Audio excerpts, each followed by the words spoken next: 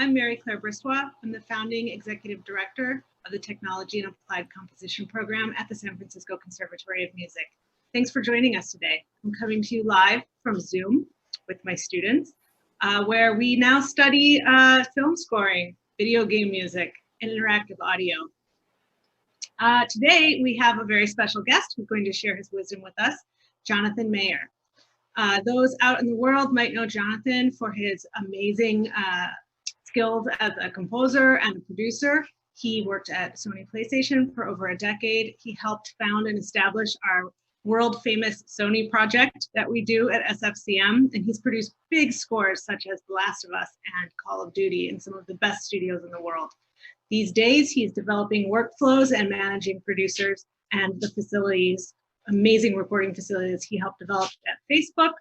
And when he has spare time, he comes to the conservatory and drops serious knowledge on modular synthesizers, mixing, production, and engages in experimental music making with us and our students. Jonathan is a wonderful mentor, teacher, producer, and friend of the program. And I'm so happy to welcome him here today. Jonathan, welcome. Hi, thanks. I'm so excited to see all you guys. So what do you got in store for us today, Jonathan? So today we talked about just sharing some, I've got a couple Pro Tools sessions that represent a couple different pieces of music that have been recorded in the past year by my team at Facebook. And what I wanted to do is just kind of dig into these Pro Tools sessions and demystify working with large ensembles. A question I get asked a lot is about producing and mixing projects where we have, whether it's an orchestra or, you know, large sectional ensembles. The two pieces we're going to look at, one is a fairly traditional orchestral lineup, but it's a hybrid piece with some synthesizers and stuff. And then I have another piece that's more like a big band piece, and collaborated with a TAC professor, Daria, who's here also, and she orchestrated and conducted that one too. So when we get to that, Daria, maybe you can say some things about it too. But what I want to do is just kind of, it's very informal. I'll take questions throughout. I don't want anyone to wait to ask a question. Please interrupt me. I don't have a really specific plan here other than I'm just going to pull these apart. I either mixed or co-mixed both these tunes along with some of the engineers on my team and produced them. And so what I want to do is just talk about sort of like where you start when you come home from a session with a track like this, and you know, just show you exactly what we did. One thing I will say is I approach a lot of this stuff very unconventionally. So I don't want anybody to think that I'm pushing a prescription for how to mix this kind of music. This is just how we did it in this instance. So I think we break a lot of convention, especially with the orchestral stuff, and I hope that's okay and doesn't bother anyone. But if you want to know why, you can ask. And then I'll also get into some of the nuts and bolts of how these Pro Tools sessions are put together, why we sort of build the busing the way we do. And one of those things I'll get to as we go, and feel free to ask about, is how we bus for stem printing too, which is a big deal for us. Everything we make needs to be stemmed as wide as possible when we're done mixing it. So that's that. Are there any questions so far before I get started, or anybody want to say anything? I have the chat window over there too. I have a feeling we're all fine with the convention breaking for sure. So definitely looking forward to it. Also, Jonathan, just letting you know, the gang is all here. Everyone showed up for this lecture. As I'm looking through, I'm seeing everybody's faces, and I'm so glad to see everyone. Yeah, it's really nice to see you guys. I miss everybody. Likewise. Well, let me start off. I'll talk about this piece for a second. This is a piece I actually wrote about It's almost a year old now.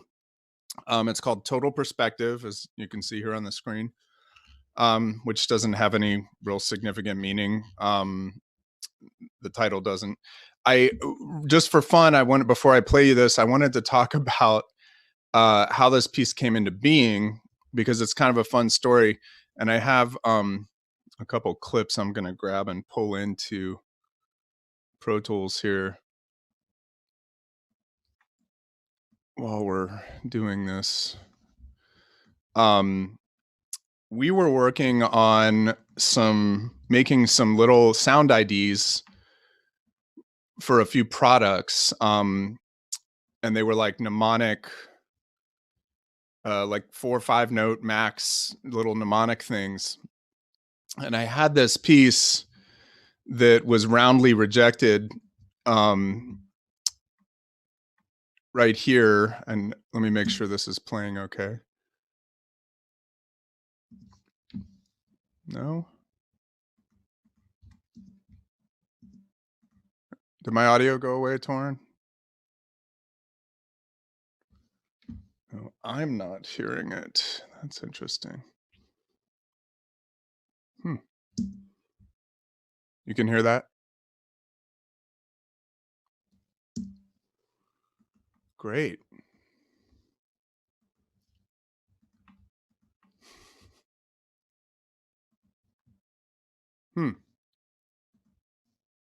Fascinating.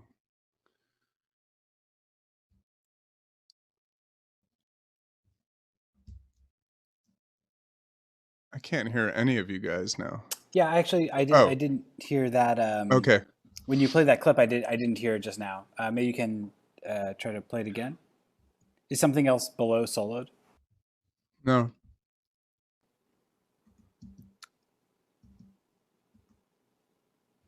Weird. Awesome. Now we all get to watch Jonathan troubleshoot. This is how the music gets made right here. Every audio professional must know how to troubleshoot. Okay. When you played that clip, I didn't hear it just now.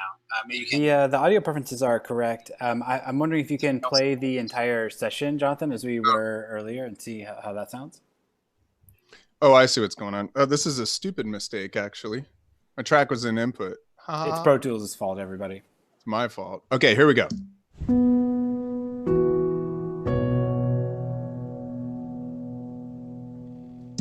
So everybody heard that, right? That became this. So that was the final production of that thing. And like I said, it got rejected. And then when I was archiving the session, I ended up accidentally playing it through this synthesizer here, which is a Dave Smith Prophet Rev 2. And I just happened to have this this like crazy patch set up, and it sounded like this.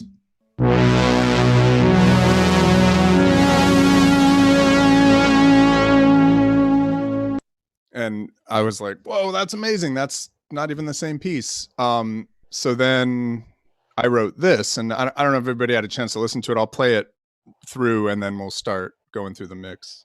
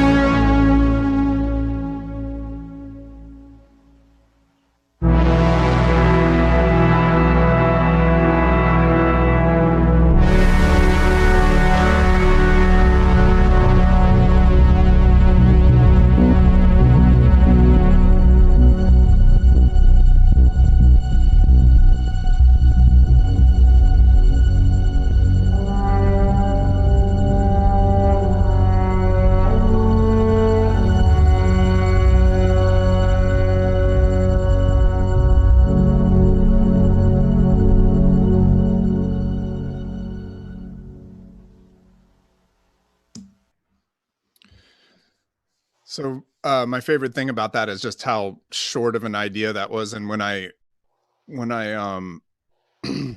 I sort of blocked it out with a orchestral mock-up template, it came together really fast. I mean, I think all the writing and arranging probably took maybe 5 or 6 hours total.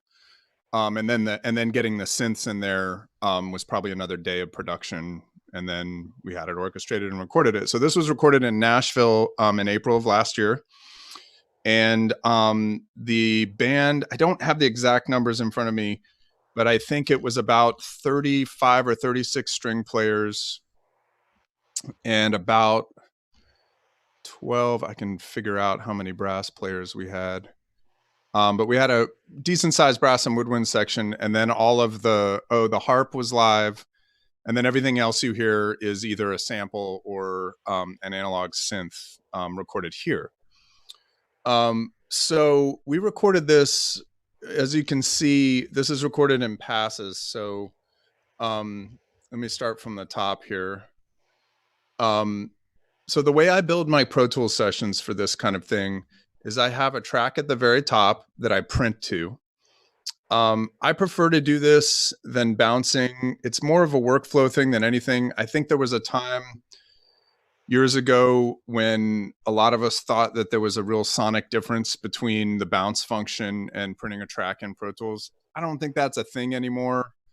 I've been hard pressed to find an example where there was actually a problem using one versus the other. But the main reason I like to do this is because I like to playlist my work. So there's only one mix of this. We didn't revise it. Since I did most of the mixing and I'm the composer, I didn't have any notes for myself. So when I got done, I was like, it's done. Which doesn't happen a lot for me, but I played it for our head engineer and he liked it. So we just shipped it. You know, if I were going to print another mix of this, I'd duplicate this playlist and name it mix 2. And then that makes it really easy to A/B stuff because you can switch in and out of input, which is what got me a minute ago, and listen to your current mix versus the last thing you printed. And if there's a composer ref mix that you need to have in here to check against while you're working, you can work that way too. So you'll see in both the sessions I show you tonight, you'll see that there's this track at the top that I'm printing to, and then just before that or just below it, I have a master fader. So you can see this master fader, that bus that I call FB master is the input for this print track. And there we have some stuff we'll get into. I'm gonna work backwards. I'm gonna start with sort of the simplest stuff, and then I'll talk to you about like what's on the master bus and stuff. All these plugins now, so we're not hearing them while we go through and look at the individual tracks. So then below, I really like to color code stuff. I actually work with a fair number of people who are colorblind, which is really interesting. So I've had to learn to manage this a little differently because my communication in Pro Tools has always been around the colors of tracks. So that's just an interesting thing I've learned to do in the last few years. But all of this stuff up here, you'll see this entire cluster are VCA faders. And I don't know if everybody uses them or knows what they are, but basically in Pro Tools and, you know, on a traditional recording console, and I think in most other DAWs, a VCA fader is a fader that controls a group of faders. So if you look here, instead of your traditional Pro Tools IO on a VCA, you have all of the groups in your session available. So like we made a group out of all the low percussion, and then we make a VCA and we assign that here. Now I'll talk in a little bit about why these VCAs are really important. But when you're working with large ensembles and different groups of instruments like this, it's really cool to have VCA control when you get to the latter part of your mixes. And I'll also show you how we gain stage the VCAs so that we can change the volume going into, that's a nice segue to the next group down here, our submix faders. So these are a bunch of aux returns. All these green tracks here are aux returns, and you see they all have a capital SUB at the end. That means that's a submix, and that's actually where the stem for that family is going to be derived from. So that low perk fader up here, with the VCA, I can hit the solo button, and that solos the group down below. So you'll see it doesn't activate the solo button, which is a little weird in Pro Tools, but it mutes everything else. See how all these mutes have gone on? So I can tell the only thing in the low perk here is this timpani stem, which is barely doing anything. So it's not the greatest example. Let me find another group that's bigger. And again, please interrupt me and ask questions if any of this is confusing. So, okay, so this is the first pass of brass. I'll hit mute on it and then scroll down here. And you can see it's muted all this brass. And if I grab this fader, so this is the VCA I'm talking about, and bring it with me, and then you can see the behavior. There's the brass muting and unmuting or being soloed. Now, so when I move this fader, this VCA fader, all of the associated tracks in the group will move accordingly. So it's really cool because once you have all your balance of this entire group the way you want it, you can mix it as a family. Now, we're also routing all this stuff. If you look here, you see that everything in the brass woodwind pass 1 family is being routed to this aux return here. And that's where we're going to get our stem from, and we're doing some processing there. Now, you can do, and I'm going to talk about this throughout the session, but you can write automation in 3 different places now. You can write it on the individual track. So moving these faders will have a particular effect on that track, right? And then moving the VCA will affect all of these faders here. Moving this fader on the return, on the aux return for the subfamily, will also adjust the volume of that group, but you'll be adjusting it after all the processing here. And one thing you'll see in my sessions that I really like to do is I put some kind of mastering limiter on my subgroups, and I put it on all of them, that's adding a little color.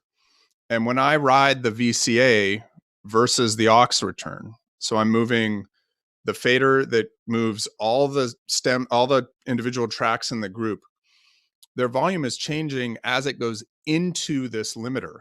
And so I can color that whole group a little bit. If I want to if I want to do like a big brass swell at the end of a section or something, I can really ride that VCA up and it hits the limiter harder. And it does something very different than if I were to just ride up the volume after all that processing, right? I'm actually changing the color of that. And in a little bit, I'll try to show you an example of that. Let's see one in here. This track's interesting because the performance is really good, and I didn't have to mess with it a lot to supplement the dynamics of the band, which is something when you have great players that you just don't have to do. So so then down below, so that's all these green tracks. So down below here, I've got another group of aux returns, and these are all my effects returns. Now, because I want to print individual stems, I use an individual instance of a particular reverb or whatever. I think these are all reverbs.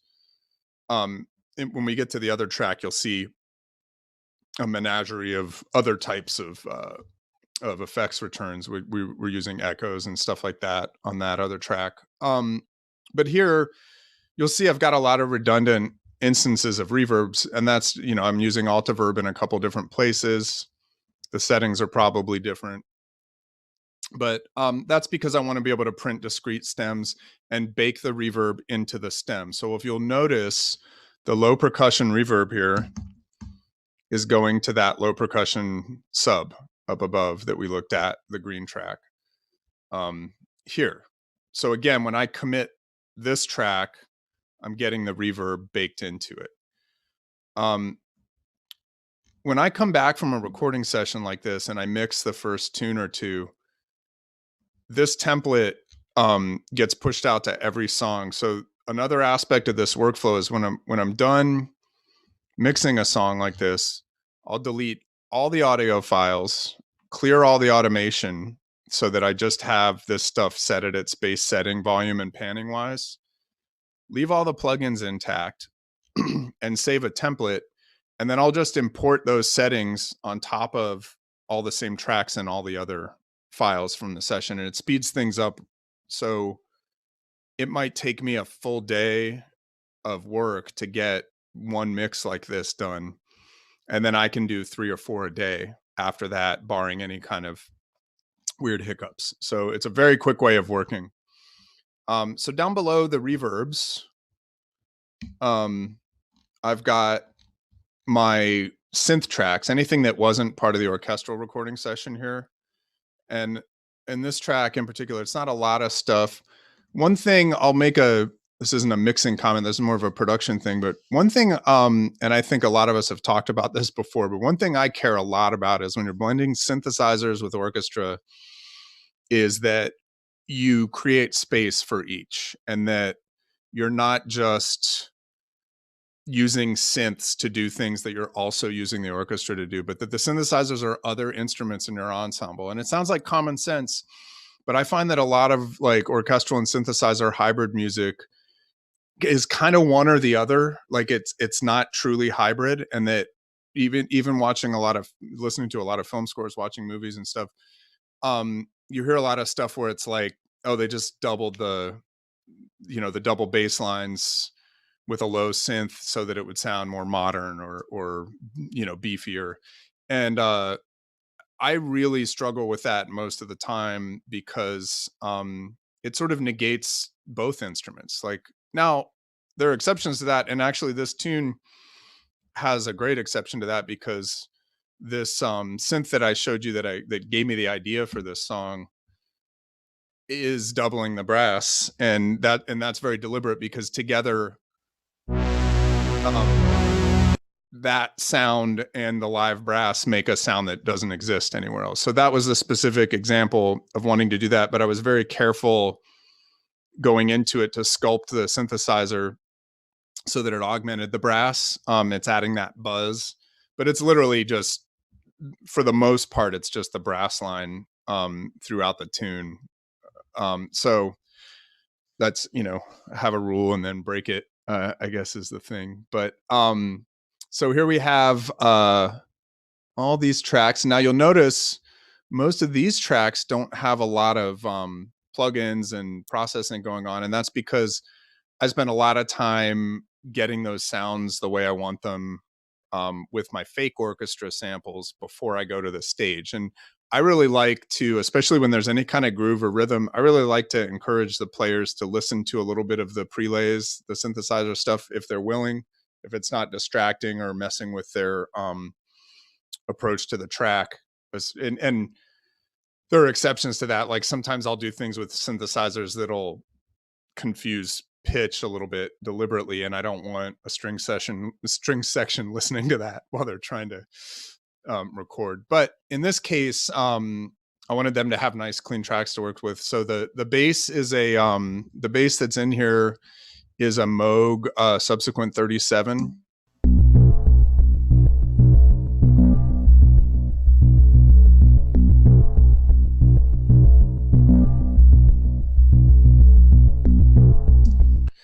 And one thing I'll point out about this that's really cool, because those of you who know me know I'm a big advocate of using the hardware rather than the software versions of these things.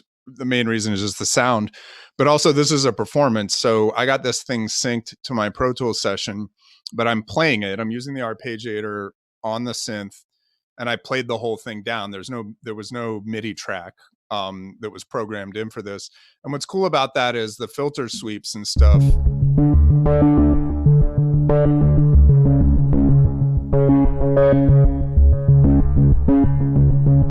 All that stuff's just played by hand.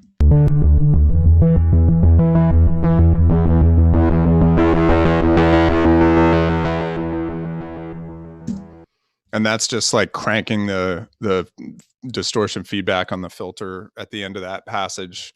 This thing also has some sub frequencies, hence the name that I really like.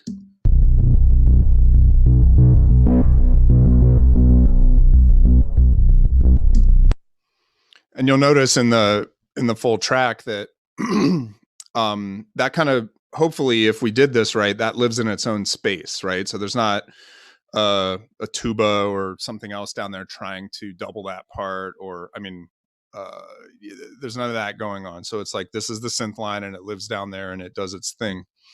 On top of that, I have an Electron Digitone FM synth playing a lot of the ornaments you hear in the track.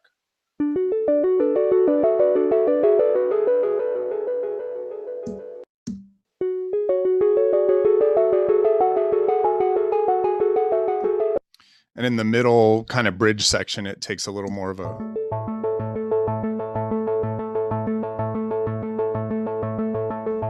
kind of rhythmic roll.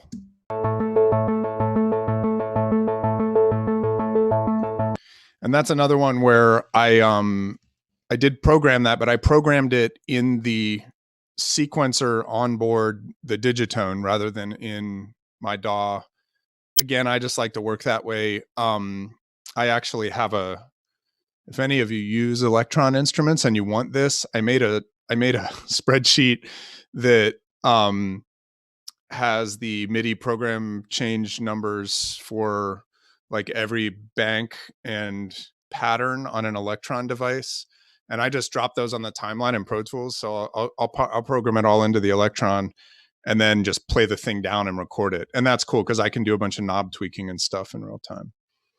Then below that, I have this patch that's called Vangelis Pad from the Dave Smith Prophet Rev 2.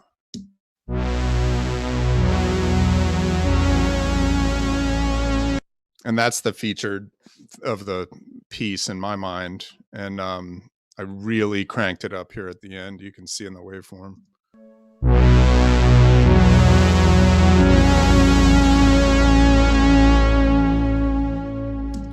And for that one, I actually did go ahead and program the MIDI because, like I said at the beginning, it was the accident of routing my silly little like marimba melody through that pad that caused me to have the idea for the piece in the first place. So I mapped the whole thing out on the timeline, and then again played the synth. That synth's right here. I don't know if you can see it, but it's this one, and actually played it while I recorded it. So I think I probably did 4 or 5 takes of that, and I might have even edited it together, like comped one, where I was messing with the filters and the ADSR on the volume and stuff as I went. Lastly, I've got a couple more subtle things in here. That last one's not subtle at all. Here's this. I have another Dave Smith box, the OB6, that I used for this stuff here.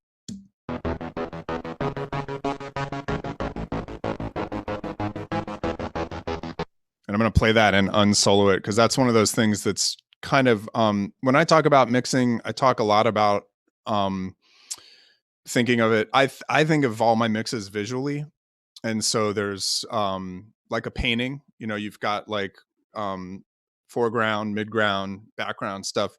To me, this is a really like mid to background sound, and it's hard to hear in the full mix. But watch, I'm going to play this, but I think it matters a lot. So I'm going to play this and then I'm going to unsolo it so you'll hear the whole mix pop in.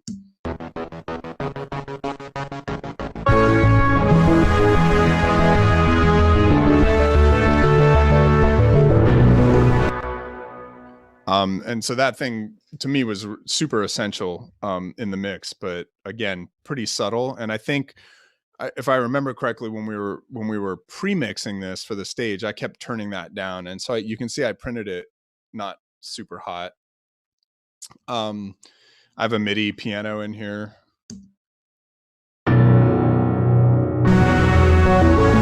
It's just playing those downbeats.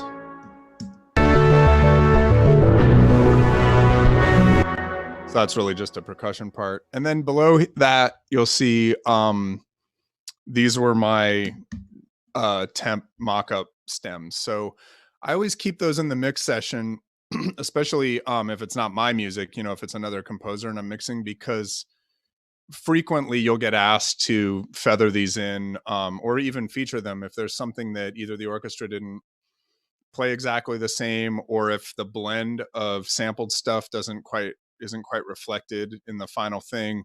I'll end up using these stems. And so I keep them handy. I keep them close and with the family that they'd be printed with as a stem if I need them. So I can just activate these if I need them, pop them in there and start using them. And, a lot of the stuff I've done over the years, we use the composer's mock-up stems along with the live stuff. It's usually not, they don't just get chucked out the window because we recorded something live. And frequently, especially with like weird effects, like aleatoric things and stuff, you never get it the same with the band. With my composition, I prefer that because I hate hearing a sample that I know everybody else has in my music. But a lot of composers that I've produced on the day on the stage when we're recording get really hung up on like that effect not being exactly the same, and they'll put the conductor and the orchestrator through hell to try to get it exactly the same. And at the end of the day, it's like, can we just use the sample because it's right here? And so that ends up sort of being a good reason to keep them handy too. So now we get down into the stuff I really want to talk about. Now, we recorded at Ocean Way Studios in Nashville, and a lot of people pack a whole orchestra into that room. I don't think it's big enough for more than 35 or 40 players. I think the room compresses when you put too many people in there. You hear the walls. It's an old church. It's a beautiful studio, but the footprint of the room, I forget the dimensions, but it's not big enough, in my opinion, for a whole band. And from talking to the players over the years, I mean, I've been working there for over 10 years now with that group of players. They're pretty uncomfortable when they're all in there at the same time too. So, I mean, they're kind of like stepping over each other and there's no room for their cases and stuff like that. So what I generally do is either run a session where I do strings in the morning and brass in the afternoon. All the chairs are in there and set up, but the band is taking turns. Or we'll do all the strings, for a few days and then bring in the brass. I prefer to go back and forth because with brass and woodwinds, especially, recording them all day is brutal. And they'll do it. Professionals will say they can do it, but you can tell by the end of the day. And if any of you play those instruments, you probably know this.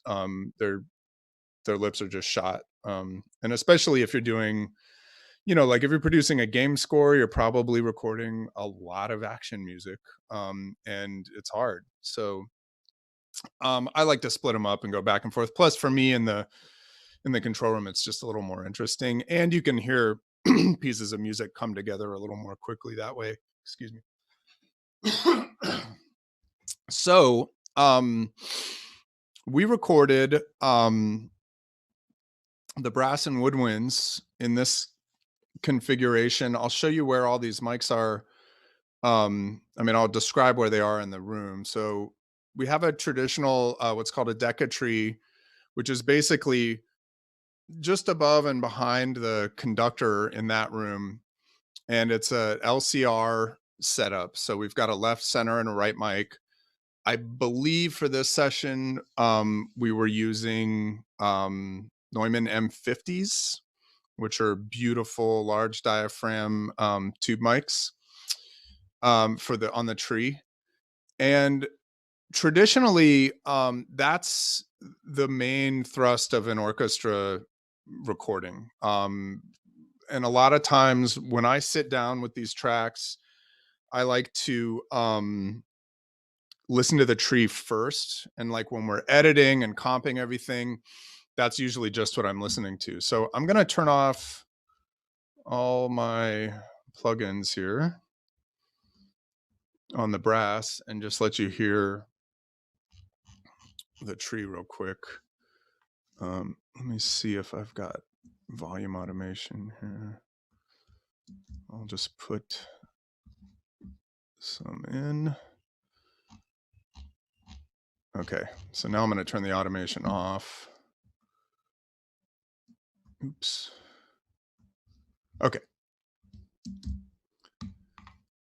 Now we will just listen to,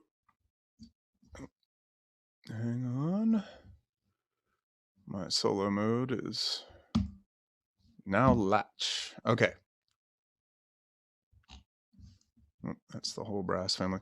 So down here, I've got some groups. And as you can see, I created a subfader, an aux return just for the tree. So you'll see the tree, the 3 tree mics. I like to do a little processing on the tree as a unit because I want it to be sort of the main sound in this scenario. So let me get my tree going here. And I'm going to flatten them all to 0. And this is what the brass and woodwind tree sounded like. Okay.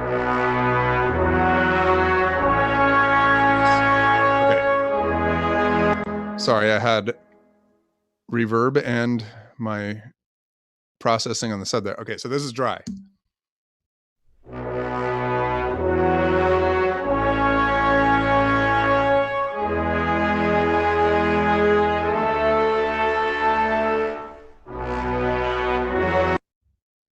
Somebody asked about the reverb. I'll show you all the reverbs. Who was that? Moya. Okay. Great question. Hang on one second and I'll get to that. I'm going to show you all that routing and I'll open the reverbs up. So all I did was pan these where they go. Now, if I go back to my automation, check out what happens to the levels here. Notice that the center mic is down 6 dB from the left and right. I find that the stereo image is a little better that way in this particular scenario. Now, we're working in stereo. If we're working in surround, it's a different story, although the vast majority of the game scores I've mixed in surround, we did in quad because we like to leave the center channel free for sound effects and dialogue and stuff.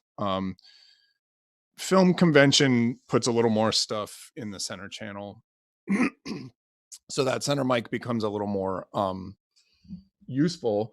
So I'm going to bring that up to the same level as the, turn off my groups here. I'm going to bring this center mic up to the same level as the mics on the left and the right and show you how the image changes when I pull it down. Come on. Okay. So here they are all at the same level. Nope.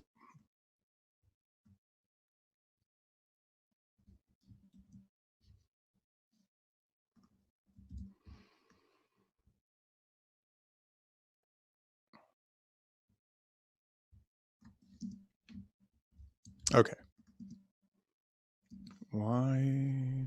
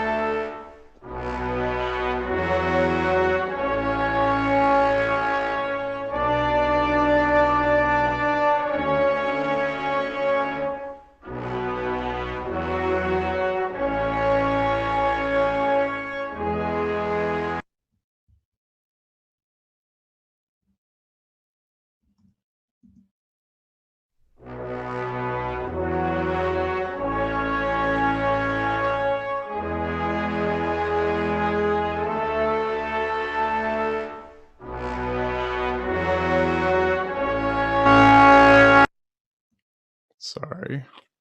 My keyboard's freaking out. Hang on a second.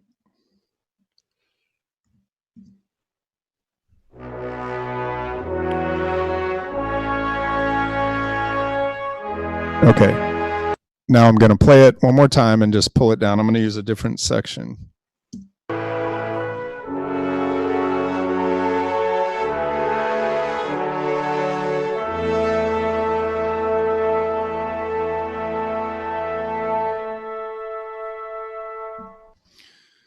I hope that's coming through. Can you guys hear that? Is the stereo working? Okay, cool. I have my speakers pretty low in here so they don't come over the mic, and I couldn't really hear it. So that's why I put the headphones on. So as you can see, it's kind of like there's a lot of cool low end in the center channel too. And so it's an interesting trade-off because I want to keep that in the mix. But I find that as I pull that center channel mic back, the sides just kind of bloom, and I'm not turning them up, but it sounds like they get louder just because we're not clouding the middle as much. So then next, I'll show you what we did on here. So this is a Waves plugin that emulates an SSL signal path.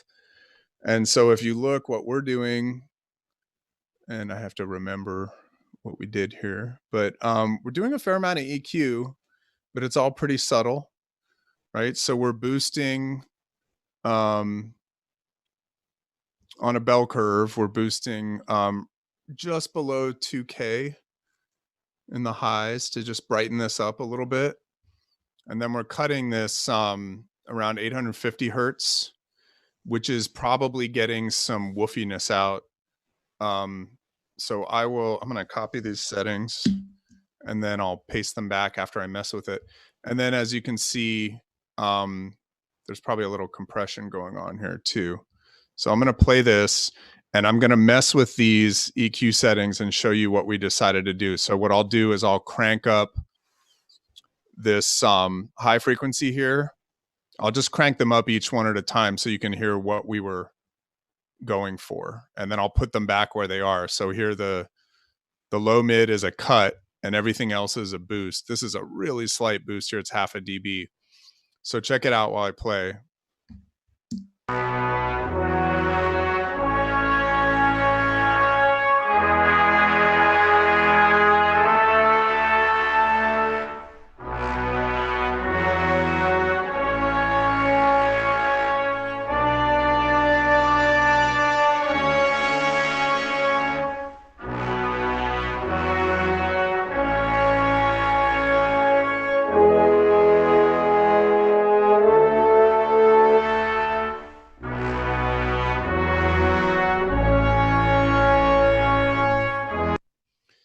That's cool. So I hope everybody can hear that. It's like the low mid, especially boosting that. It's just like this honky, nasty thing that somewhere in that range. I always, with a big brass section like that, I usually want to pull a little bit of that back. And then you'll see the bottom low frequency boost is just a shelf, and we're just getting. And you notice, I'll play that again and turn it up. You can hear the low brass especially really come to life.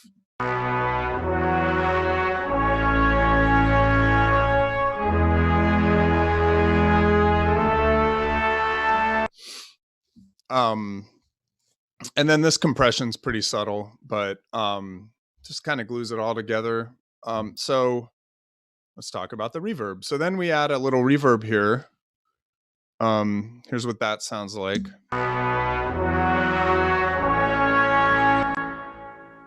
I'll just play and stop a couple times so you can hear the tail.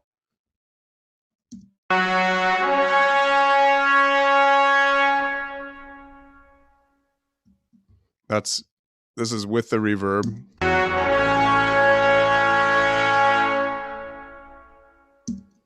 And then without.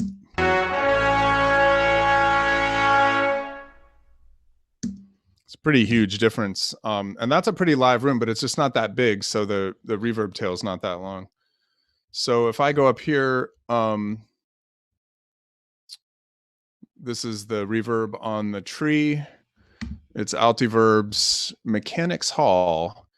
I use Altiverb a lot. And if you look at my mix sessions and you look at my Altiverb settings, I almost always have some version of this EQ curve in my Altiverb. I think Altiverb sounds amazing, and I think it's also really muddy. And when you use a lot of instances of it in a mix, because there's such accurate room impulses, there's just a lot of low frequency buildup. And so I'll always have something like this here. And if you use Altiverb, when you this is the default view in Altiverb right here. It's called waterfall. I find it to be absolutely useless. I don't know why it's the default. I don't know if any of you look at this and go, oh yeah, okay. To me, it's just like weird, pretty colors and stuff. This makes sense to me, so I always switch it over to this. The pre-delay in all the Altiverb patches always defaults to 0, so I always add a fair amount of pre-delay for something like this. So that's over here. You can tempo sync it too, which is pretty rad. Be very careful with the settings down here. There's some modulation stuff that'll make your reverb tails all pitchy. So I try to stay away from this little carrot.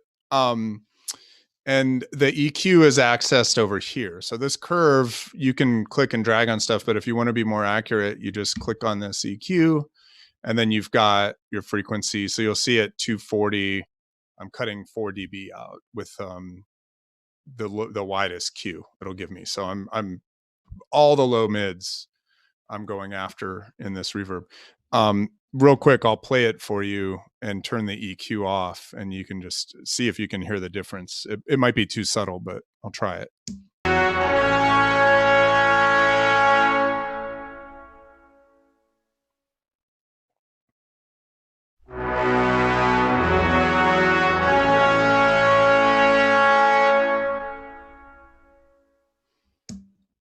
So it's subtle, I think. At least on my monitors here, it sounds pretty subtle. But again, it's the culmination of reverbs too in the session that will cause that low frequency buildup. So one instance of Altiverb might not be a problem, but I have 5 of them running at least. Yeah, so that's doing that. Now, let's go look at the rest of the brass tracks. So that's just the tree. And I spend a lot of time after a session figuring out where I want that, but I never like to go too long when I'm mixing. And this is true actually of any genre, any ensemble, any kind of mixing I ever do. I think a big trap that a lot of us fall into is spending a lot of time listening to our stuff soloed, because the word mixing implies that we're listening to all this stuff and getting it to work together. And so spending a lot of time carving up something up without context is super dangerous. So I wouldn't probably do everything I just showed you with these just soloed, right? I'd be flitting back and forth between the different options I had available. So in the room, we've got these brass woodwind mics called wide mics, and they're probably, I don't know the exact distance they are, but they're on a plane with the tree. If you're standing where the conductor would be, think of them as just being like about twice the distance of, well, or 3 times the distance of the left and right mics from the podium out on the sides. So at Ocean Way, they're about between halfway and 2/3 of the way out in the room, but on that same plane. And I'll show you what those sound like.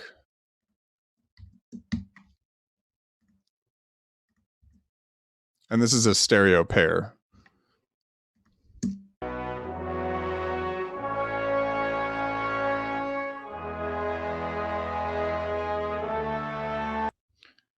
And then with the tree.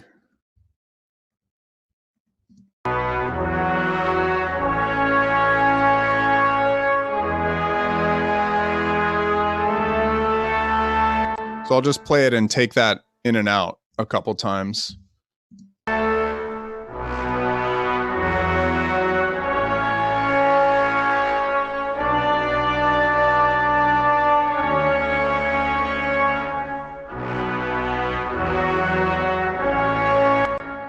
So I don't know if you can hear the difference as I'm bringing it in and out, but I just love the way that kind of colors it. It's almost like its own EQ. And so if you notice, that track doesn't have any EQ on it per se. And the way I arrive at that decision when I'm working, and I encourage everyone to do this kind of thing, is I'll just start with this turned down below where I can tell what it's doing to my mix. I'll listen to the tree. And then I'll just slowly bring this up, and I'll just try to find a sweet spot where I think it sounds good. I'm going to throw my headphones on again for this.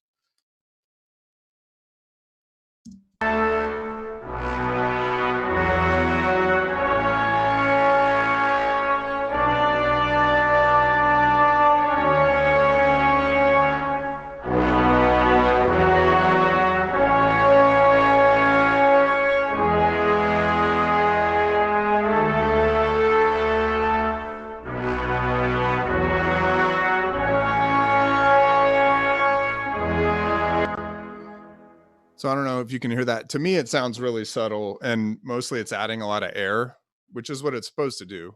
The mics are out wide there. Turn all my automation back on. And then I've got these wide surround mics, which are further back in the room. Further out. I'm sorry. The wide surround mics are all the way to the corners of the room at the front. And then below that, we've got these rear surround mics, which are on the opposite end of the hall, basically behind the brass, facing out. There's another pair down here that are overhead ambient. It's an overhead ambient mic, and I think it's a stereo ribbon. And it's basically, because it's kind of a long room and the brass are behind the strings. This is like an ambient, it's like a second tree. That's the way I kind of think of it, although it's stereo only. And it's back just a few feet in front of the frontmost seats in the brass section. So this mic's really cool, actually. Let me show you what that one sounds like. It's down pretty low, so I'm going to turn it up.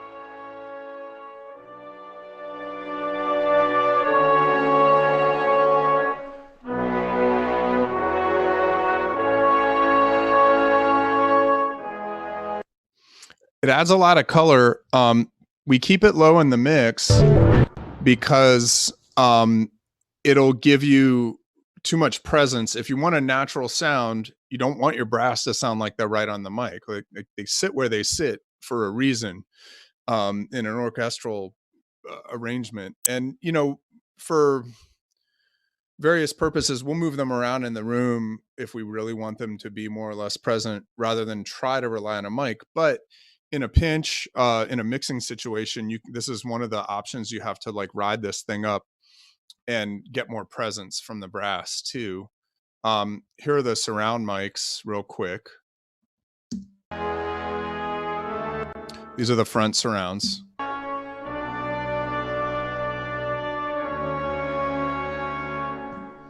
And you'll see they have like a little more of a diffused sound, ambient kind of sound, which makes sense based on where they are. And we have them going to the same reverb as the tree for that reason. So it's just like a nice, cool additive reverb effect.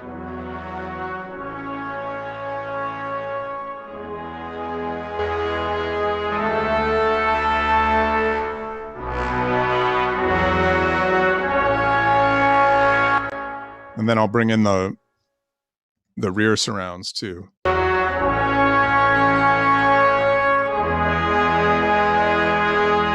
Can you hear the low brass pop when I turn the rear surrounds on?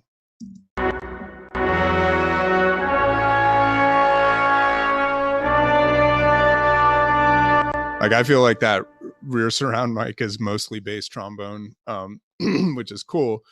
And we EQ'd that. Yeah, so we EQ'd a shelf above 5K into that, and cut out, again, it's in that same range where the brass get kind of woofy or honky. We cut out this 700 hertz, so check that out.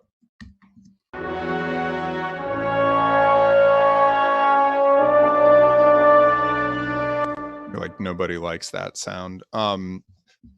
So that's all blended. As you can see, it's all just blended. There's no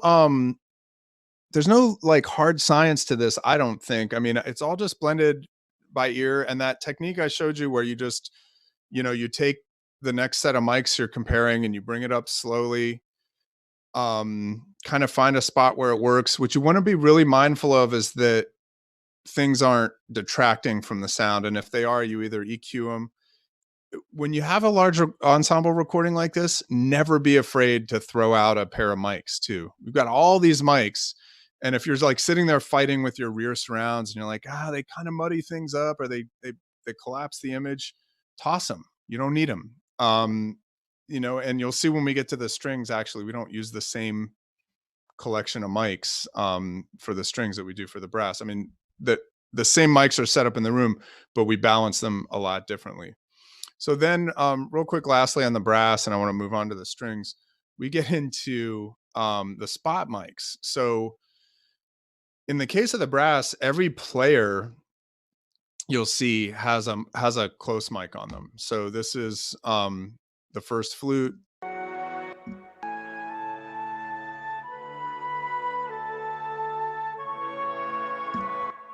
And then the second flute.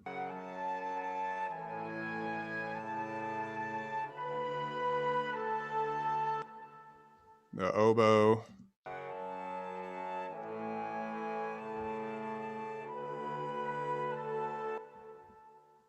Clarinet 1.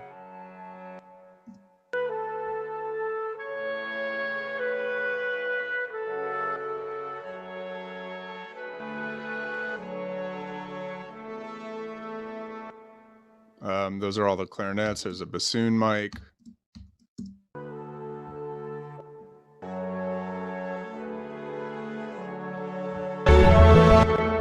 And then now you'll notice those are all pretty low in the mix. And again, I'm using that same technique where I just feather them in to a point where I think it's adding. I do use them to feed a reverb, and it's a separate reverb. I call it the spot verb for the spot mics.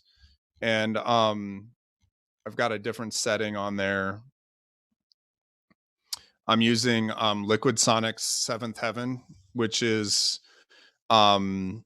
basically a ripoff of the Bricasti M4, which is, I think, the most expensive hardware reverb on the market right now. I'm not sure, at least new. And this does a pretty good job. We actually, when I was at Sony, we had a big rack of M4s, and we were A/Bing this plug-in with it some years ago, and it holds up pretty well. So I like this one a lot, and it's relatively inexpensive. I think it's probably $300 or something compared to the thousands of dollars that the M4 costs. So this is just a long haul. It's only two and a half seconds here. And it's for those spot mics. Now, why I have the spot mics as low as I do in the mix is, again, not to give us a false sense of, close, like too much presence. We do EQ them quite a bit, just to keep the, this EQ is not doing much. It's just cutting a little high end, it looks like. But we're doing that to just sort of like get it to sit with all the room mics. So all that stuff I showed you with all the room mics would be sort of balancing the ensemble. And then when that's done, we just feather in these spot mics. Notice that they're all panned pretty aggressively. I find that with orchestral stuff, especially when I bring the spot mics in, one thing that they're really useful for, even though they're low in the mix, is placing the instruments in the room and giving a sense of space. So I pan them pretty hard, based on where they're sitting. And I rarely leave, even a player that's sitting in the middle of the room, I rarely leave that mic right in the center. I'll like push it a little bit one way or the other, just to give you a sense of the room. I want to say something real quick about the French horn mics, because every engineer I've ever worked with puts microphones in front of the French horns, and they put microphones behind the French horns pointed at the bells. And I've never used those bell mics in a mix in my entire career, and they sound awful. And I always say the bell on the horn points backwards for a reason. That's just my opinion. I have a strong one, but I feel like this sound is what I want out of a French horn.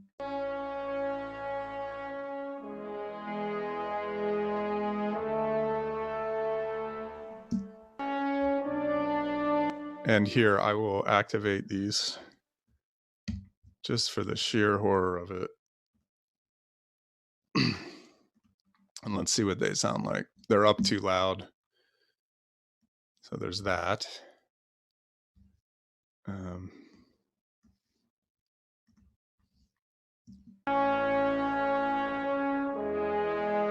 They don't sound too bad, but they're just sharp to me. And it's just a sound you don't need in the mix. I feel like if I can't get enough out of the horns, that I just turn up those front spots and it usually works. The last thing I'll say about mixing with spot mics like this is that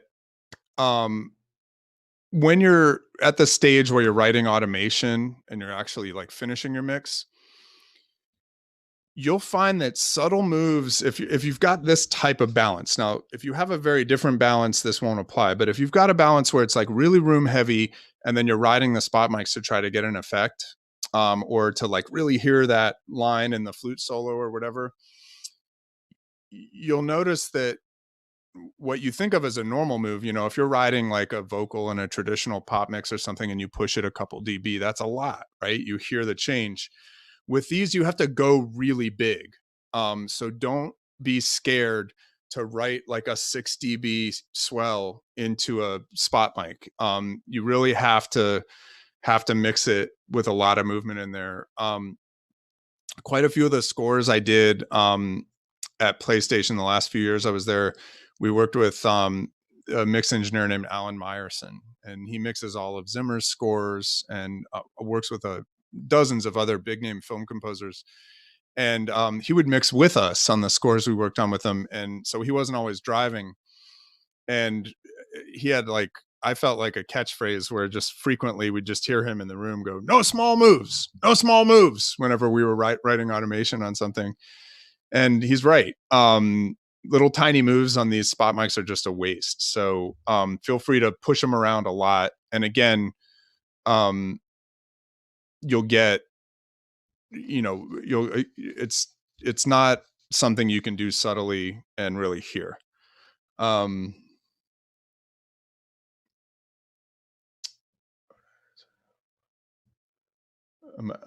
looking at Daria's question.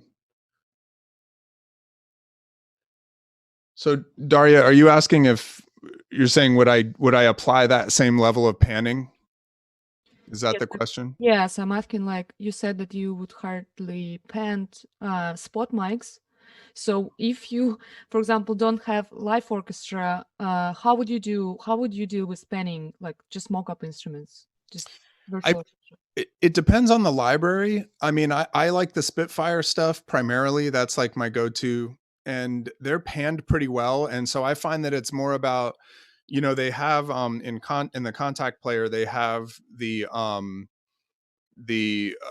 three, you know, they have the, what are they called? They're like the close, the far, and then they have another like a middle ground, but they have those three distances. And I find that it's just about balancing those, and that usually their panning is pretty solid. If I'm putting solo instruments in there, I tend to pan them a little more aggressively. I'll show you some panning tricks down here with the strings too that are kind of interesting. But yeah, I mean, for the most part, I would say I would do as much as I had to do with the samples to just make sure I was hearing the space. But again, a lot of sample libraries actually, I think, overdo it on the panning a little bit. Like I find that they're a little hard to back out of. Strings, especially like the Spitfire strings, are very over to one side. So real quick, now that that's the I want to get to the other song. So let me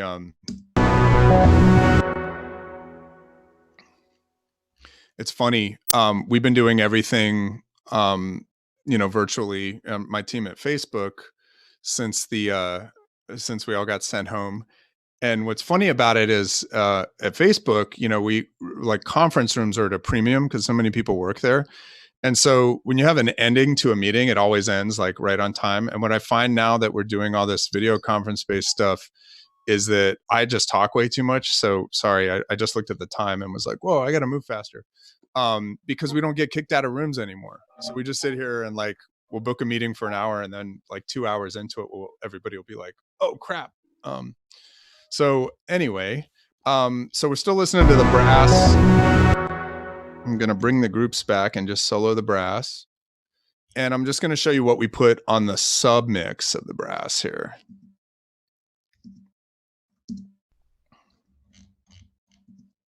Find a spot where they're playing. Okay.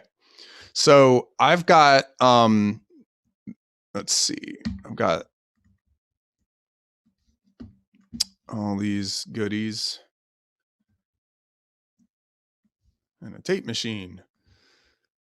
Okay. So, and they're in this order. This is 1, 2, and 3 in the chain. And as I mentioned before, the limiter is there to do some limiting, but it's also like a cool color. And as you ride the VCA up and down that's controlling all those tracks, you can hear this thing change. And I'll do that for a second. But I'm just gonna take these out of bypass one at a time so you can hear them. This EQ is doing very little. It's just it looks like it's just the filters. But it's here in case we need it. So I've got a little shelf going on to boost some of the highs. And I think that's specific to this track because it's such a big, like crazy brass forward. I wanted that buzzy, crazy in your face. I don't know what this is supposed to be. It's kind of like a science fiction-y theme. So I'll bring these in one at a time. You can hear what they're doing. The tape machine on the back end again is just coloration, and hopefully you can hear that when I bring it in.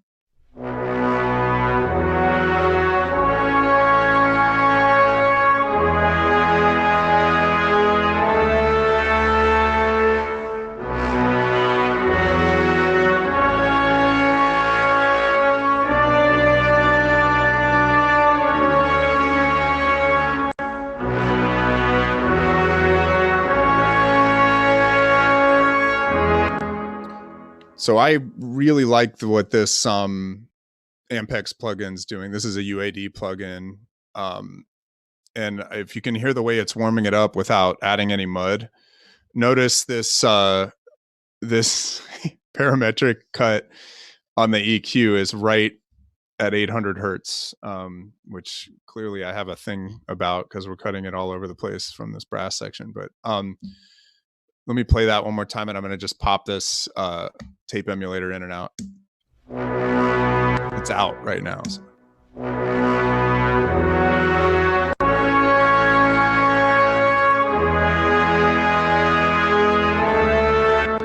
And then before we move on to another family, I'll just show you what happens if I were to do a fader move on, let's see, I'll go all brass.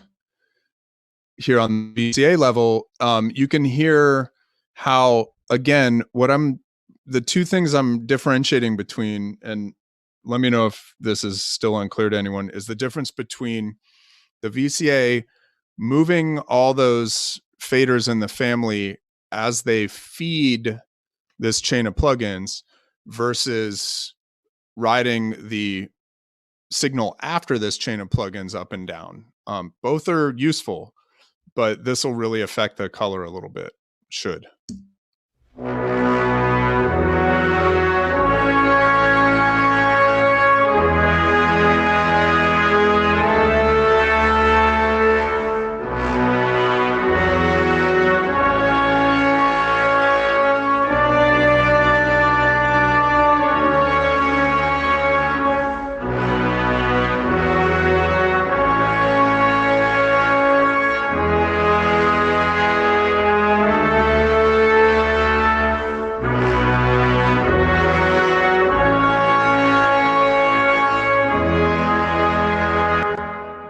hopefully that comes through over the broadcast. So I love to work that way, and there's different limiters we use. You know, one thing, because we mix as a team, and we mixed the session that this track was recorded in, we recorded something like 30, I forget what the numbers were. They were crazy. I think we did 32 pieces of music in 3 days or something like that. It was absolutely nuts. We were really well organized. But we mix it all as a team, like 4 or 5 of us. So once we build a template, we kind of stick with this chain for the duration of that project. But then, you know, we swap stuff out. And it's like, it's a combination of what the project calls for, and then what we as engineers are just like, what's the new shiny thing that we're playing with that month that we think sounds cool. There aren't a lot of wrong answers when it comes to this stuff. Garrett, I'm reading your question.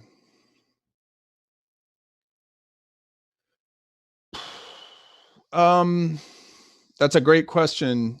Garrett on the chat asked me, how much do I watch the saturation threshold level with any level changes on those tracks, or try and keep color going, or just let it hit the color when it gets high enough? I mean, the short answer to that is I hope I'm doing it by ear, and that it's just whatever sounds good at the time. But yeah, I think that's the answer. I think that's the whole answer. I was trying to think if there was another part to that, but I think that's it. Is that, you know, we find the settings that they're set at when we're not riding the faders is you know, kind of just like the optimal level, and then we're assuming if we picked a limiter we like, or a tape emulator, that it's just gonna, you know, add a little more of whatever it's already doing when we ride it up. If you go too far, you tend to hear it. And again, depending on what you're going for, that hearing it might be really cool. Like what you hear may be amazing in that situation. So back to organizing these sessions. This whole naming convention here comes from the stage we recorded at. So if you see brass woodwind tree left P1, the P1 thing is a convention that most folks use, and that's the first pass of brass. You'll see I have another brass pass here. I actually think this is just going to be woodwinds, if I remember. Nope, I'm wrong. It's a solo.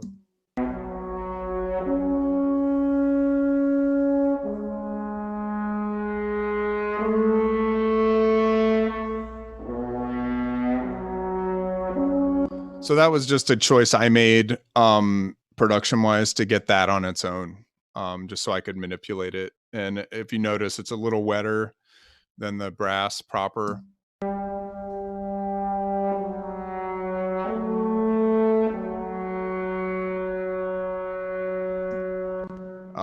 That horn player's name is Jennifer. I can't remember her last name, but she is so good. She has such a great tone. So I just wanted to be able to massage this in context, and it's a lot more present than that roomy mix of the brass. Now we had a harp player in the session, and we recorded her in a fairly large ISO booth. It's probably, the room I'm in here is about 400 square feet. That ISO booth is probably about this big. It might be a little smaller, but it's a good size room for just a harp. But that just makes it easy to isolate things. I tend to put the harp in an ISO booth recording at Ocean Way.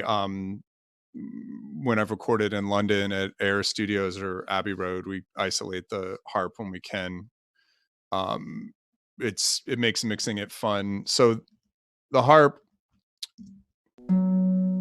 is just a pair of stereo mics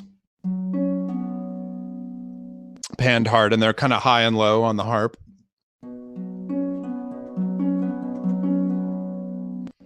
And this harp player was so awesome. I wrote this really kooky thing in the middle check this out, to go with, I think it goes with this synth. No. Okay, so there's this synth line. And then I wrote this harp thing, and I thought I was going to have to use the samples, but we charted it up and we were just like, let's see what happens. She's isolated and she was all over it. I think this was one take.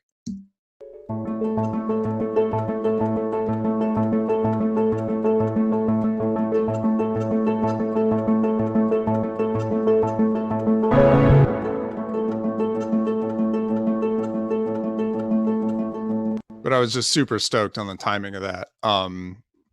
It's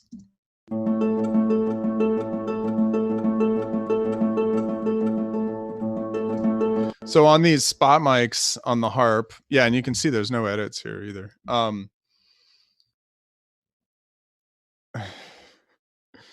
Thanks, Daria. I just thought while I was listening to this, I thought I got to do a remix that's just like built around these, or maybe I'll post these stems and somebody can do a remix. Somebody who's not me.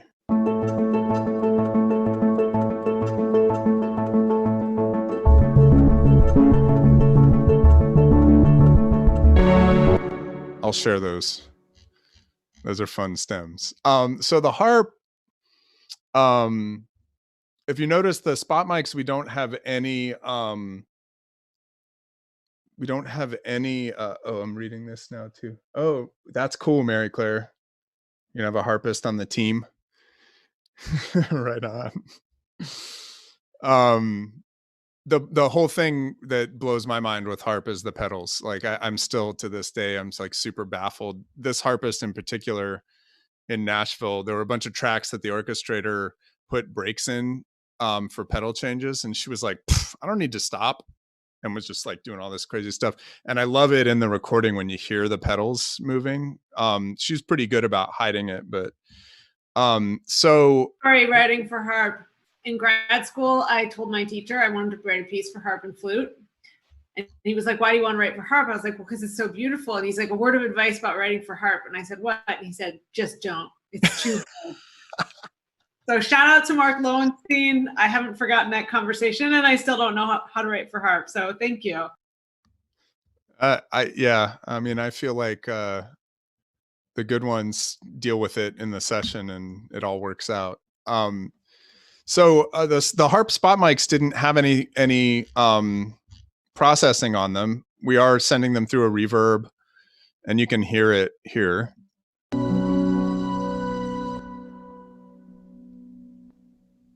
Maybe.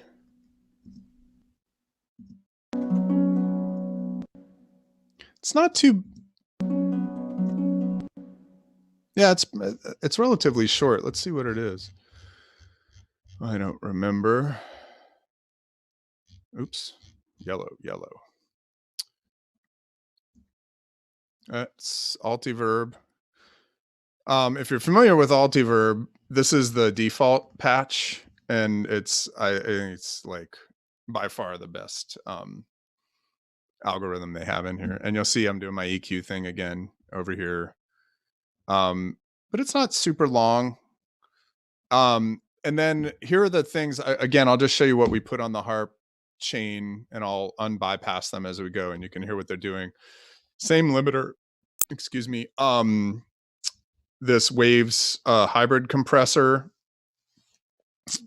and we'll see how hard that's working when we play back here. And then it looks like we've got just a little bit of a mid cut here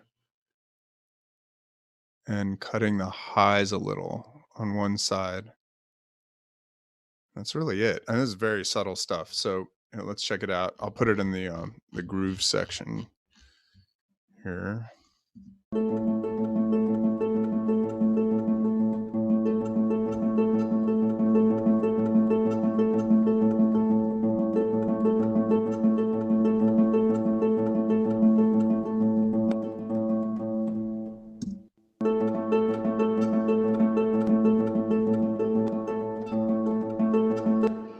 Yeah, that's the definition of subtle to me, to my ear. But seems like it's helping.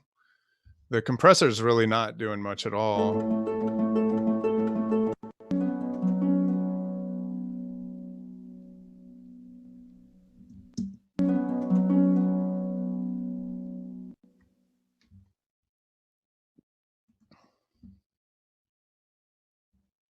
Okay. I'm just looking at the chat thread. A harp sextet. That's amazing. That's a lot of pedals. How many pedals is that? As part of my my new profession, I'm also homeschooling a 10-year-old. And so I think everything is a math problem now, which is why I went to how many pedals are in a harp sextet. I've been teaching fractions and decimals, which I have no business doing. Do I keep limiting? I'm reading, David's got a question. Oh, I missed Sarah's question. Do we keep limiting reduction to generally minus 3 dB for the peaks? I don't think so. I mean, I think the short answer, that's a good question, Sarah. I think the short answer is no. To be honest, I think we probably came up with that number more by, I mean, that setting more by ear on some of the early things. I will say this, and we'll see this on the next tune because it's a more, is it, Mary Claire, is it okay if we go over time-wise? Yeah, go for as long as you like. I don't want to cheap out on the other song because it's so rad, and Daria did amazing work on it. And so, okay, so on the subject of sort of this style of stem limiting, limiting at the stem level, I like to work this way in every genre because I just like to print stems. I've gotten so addicted to that way of working that I try to do as little on the master fader as possible and have it all happen at that level. So what I try to do is I set up that chain and I try to work when I'm building my mix with all those plugins either not in yet, like I don't go get them yet. Like I set up all the bussing and build those submixes, but there's no plugins on those chains. And those limiters come after I feel like the tune is already balanced, right? And I feel that way about master bus processing too. I never want to be in a situation, if I can help it, where I'm using those things to fix a gain staging problem. And I see that a lot. I see a lot of people do that. And you just have to practice enough to know, when I start a mix and I build this bussing, let me go, there's a lot of scrolling. There's a lot of tracks.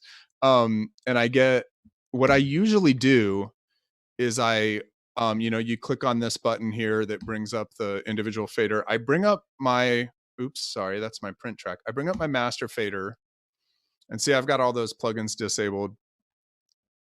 And I turn off the focus button so I can leave this sitting somewhere on my screen while I'm working. And while I'm doing my early stage balancing things, I constantly have just a rough idea. I don't put like a fancy meter up, like I've got Insight in this session.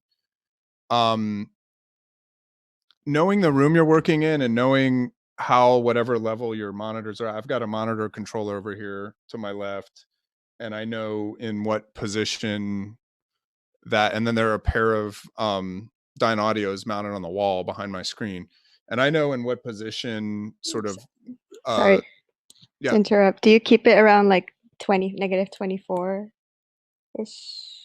That's like the common monitor negative to LEFS with the Insight. Yeah. Oh, for Insight. Yeah. We go for this stuff because we're not that would be for like full like -24 is usually the target, not for a music mix, but for like full content. That's like a broadcast standard. So we mix to -12, which is more dynamic range than most popular music has in it, but a lot less dynamic range than like a classical piece would have or something. So we usually work between -18 and -12. -18's been pretty common for this kind of stuff for us. But I usually bring this in later because what I was saying is, like, I think it's really important to know your room and know, you know, I generally work at a fairly low level most of the day if I'm mixing, and I leave the knob there. And then as my mix gets more and more built up, I tend to turn the speakers down a little, because I feel like if I can continue to hear the detail and the separation at lower levels, it means I'm doing it right generally. That's just kind of a weird psychological thing. I don't know if there's any technical merit to what I just said. But I'll just keep an eye usually on my master fader and see it hovering somewhere in that range, and watch it sort of creep up. And what I want to do with something like this or the next tune we're going to get to is, I wouldn't mind if at the end of it all, before I start limiting things and stuff, I'm clipping a little bit here and there, and probably not audibly, but I'm seeing overs on the meters. And then I know I'm kind of like sitting right in the sweet spot. And then I can just kind of like gently go like this with all the limiting and compression and just kind of make sure it all stays in place. That's just something you have to practice though. But just like when you're building your mix, just always checking your levels. It's real easy.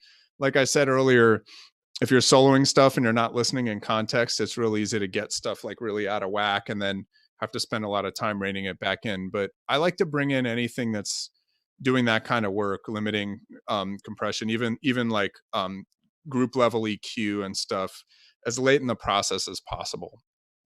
And then, you know, you probably did a good job of building your stems, if that's the case. So let's look at the strings real quick, and then we'll move on to the other tune. Same principles apply. So I'm going to go a little faster. We've got the tree here, and I've got a sub fader for the tree, and I'll show you the plugin on that. I'll turn off the reverb real quick, and notice the delta between now remember, the strings are a lot closer to the tree. They're right on top of it basically. And so the delta between the center mic level and the sides is much greater. Remember, it was a 6 dB difference in the brass. The brass are much further back in the room. So the center mic didn't have as much of an impact. I'm going to do that same thing I did where I bring the center mic up and down, and you'll see. So I've got it at -17 now. I'm going to start playback, and if I turn it up, if I'm right, the stereo image will start to get a lot less pronounced.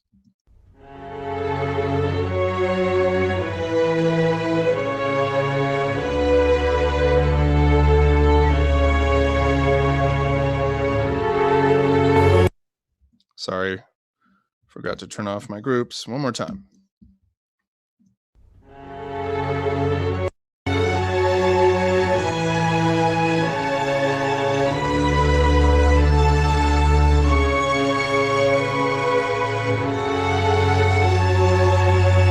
So now it's at the same level as the left and right, and I'm gonna play again, and then I'm gonna hit undo and put it back where it was, and you can hear the difference.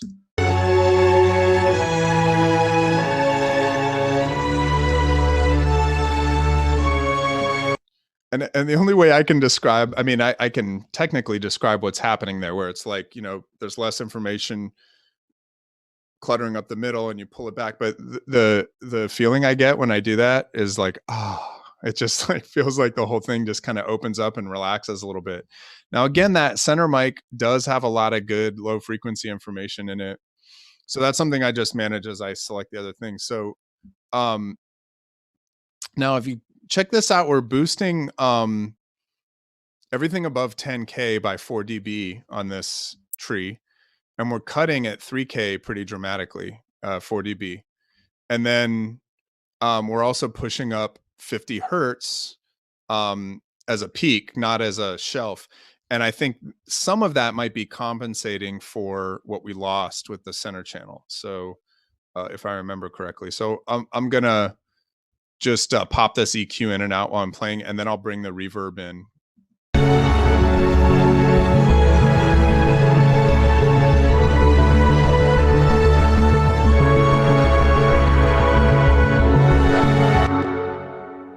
And that's a longer reverb. Let's look at what we're using up there.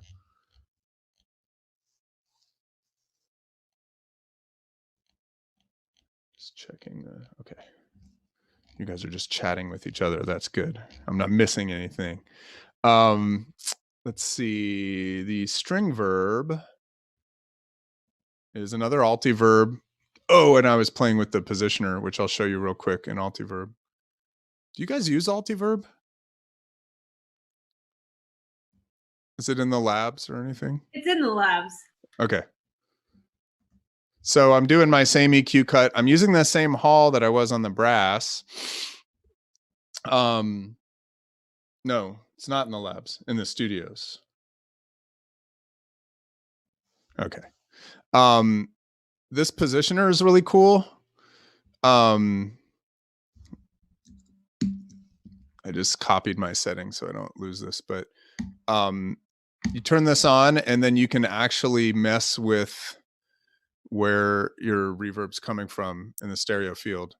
So I encourage you to play with that. It'll be hard to hear in this context, but it's pretty cool. So I had pushed this kind of back in the room a little bit for whatever reason, just sound.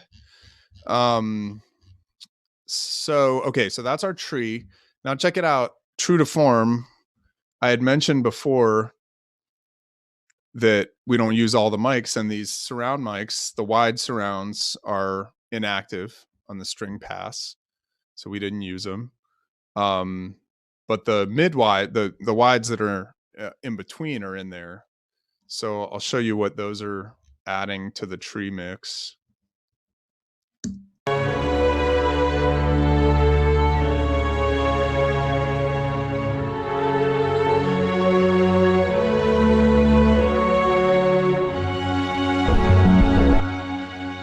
This is just the wide mics.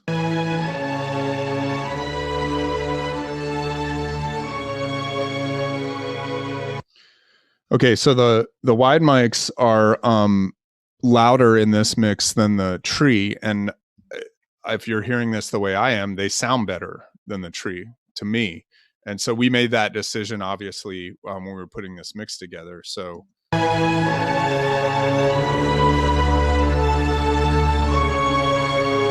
a lot more body on those mics. And then here are the rear surrounds. Now, speaking of not being conventional, I don't know if you guys play with SoundToys plugins, but this is a lot of really weird stuff to put on a string mic mics. So check this out. Here, I'll turn these off and we'll see what we're doing to the rear surrounds here.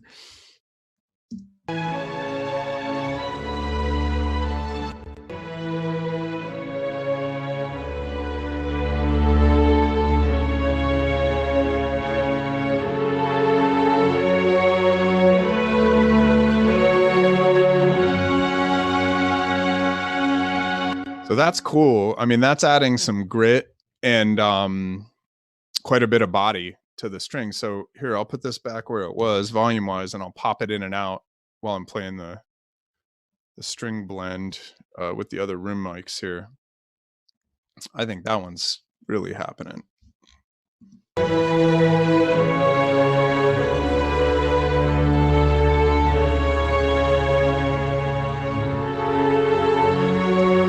And that's feeding the same reverb as the tree too.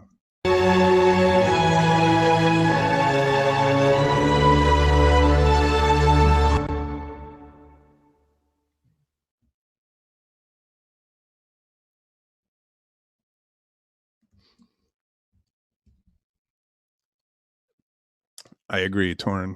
I totally agree. Torin said decapitate everything. Hashtag decapitate everything. And that compressor is adding a lot of color there too. So we're getting a lot of body from the strings that way. Now notice down here, we're not doing much at all with the violin spots. They're 18 dB down, and I probably had them off to begin with. I generally don't find a lot of good comes from the violin and viola spots. There's a spot mic in front of and behind the firsts, and then same with the seconds. And depending on the size, if this were a larger string section, there'd probably be more mics, more spot mics on them, but that's enough for a section of this size. And again, all these spot mics are down pretty low. They're feeding their own reverb, just like the brass. With the exception of the bass, which I want to talk about real quick. I think we had one bass mic in this section. And so something I like to do with orchestral bass in these hybrid type situations is if there's 2 mics or more, I pan them where the basses are. I don't like to put the basses in the middle of the room. That's something some people do to be kind of rock and roll with their orchestral mixing, and I think it sounds really muddy. It sounds weird. They're supposed to be over on that side. Also, just the way the orchestra balances itself, it makes it weird. So we put them where they belong on the far right. But what I like to do is take one of the mics and pan it hard the other way and turn it way down. And then you just get this like this little bit of bass coming from the other side, but you still don't cloud up the middle. So if you see what we did here is we only had one mic, so we manufactured one. So we made this pre-fader send right here that's set at 0, and it's feeding this aux track down below.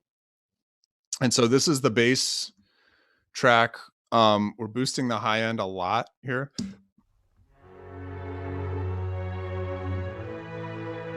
I'm gonna turn this up so we can hear it.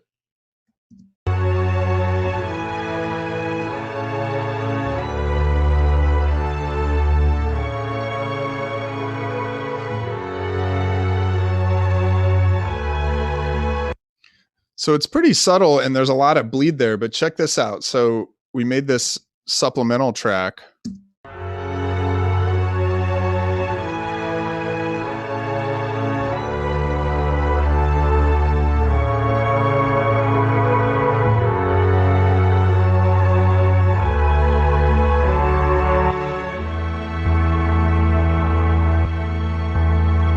So it's basically just an effect where we're using this R bass, low end booster, and a bunch of EQ to make this like artificial sub.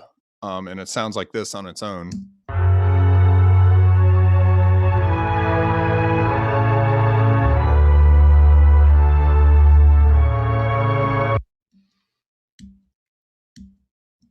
put these back where they belong. And now without that, I'm going to just play the whole string mix. And even though that bass effect is down at -20 in the mix, check out the effect it's having on the string section. It's pretty cool.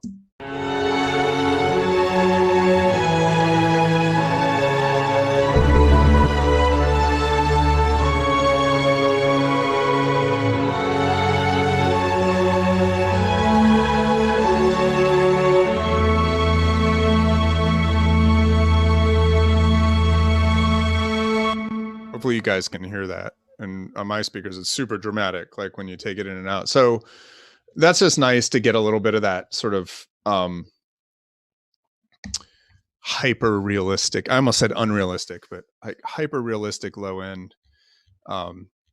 So that's the whole thing. That's this mix. I almost used all our time for this one mix. So I was going to jump over to the other tune. If anybody, does anybody have any questions on this song before I put it away?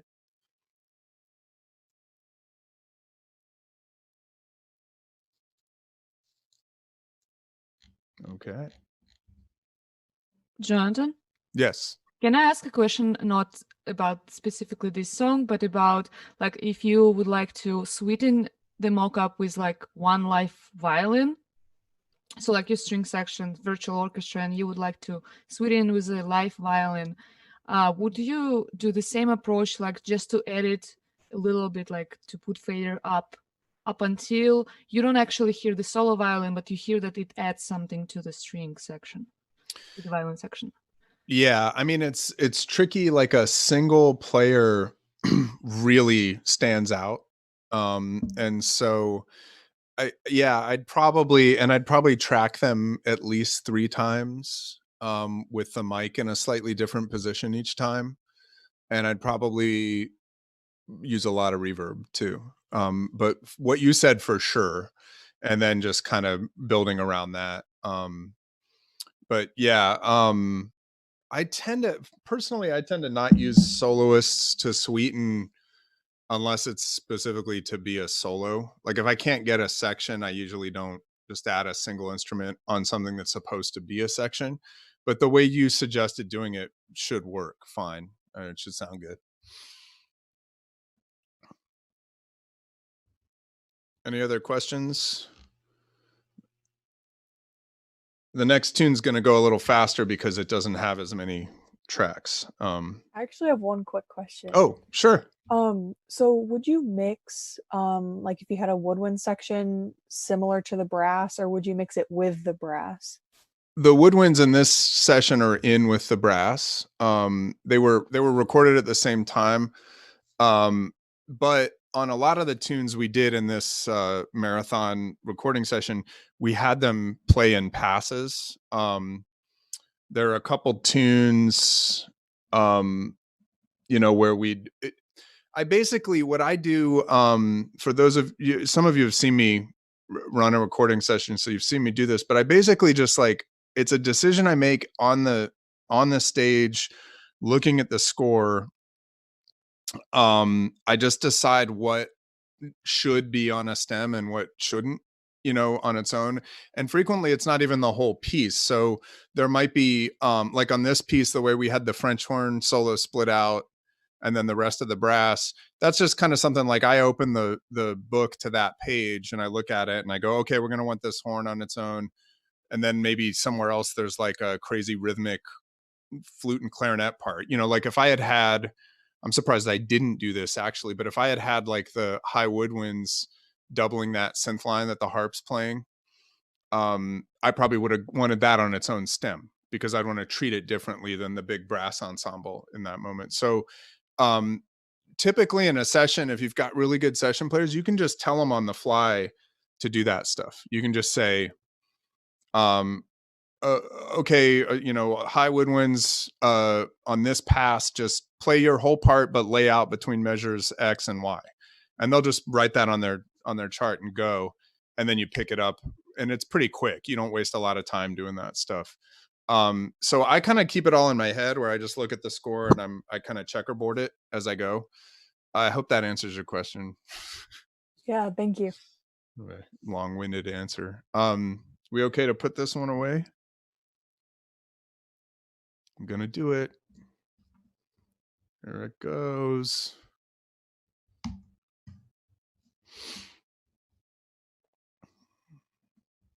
Actually, Jonathan, this is more of like a hypothetical question, not specific your session question.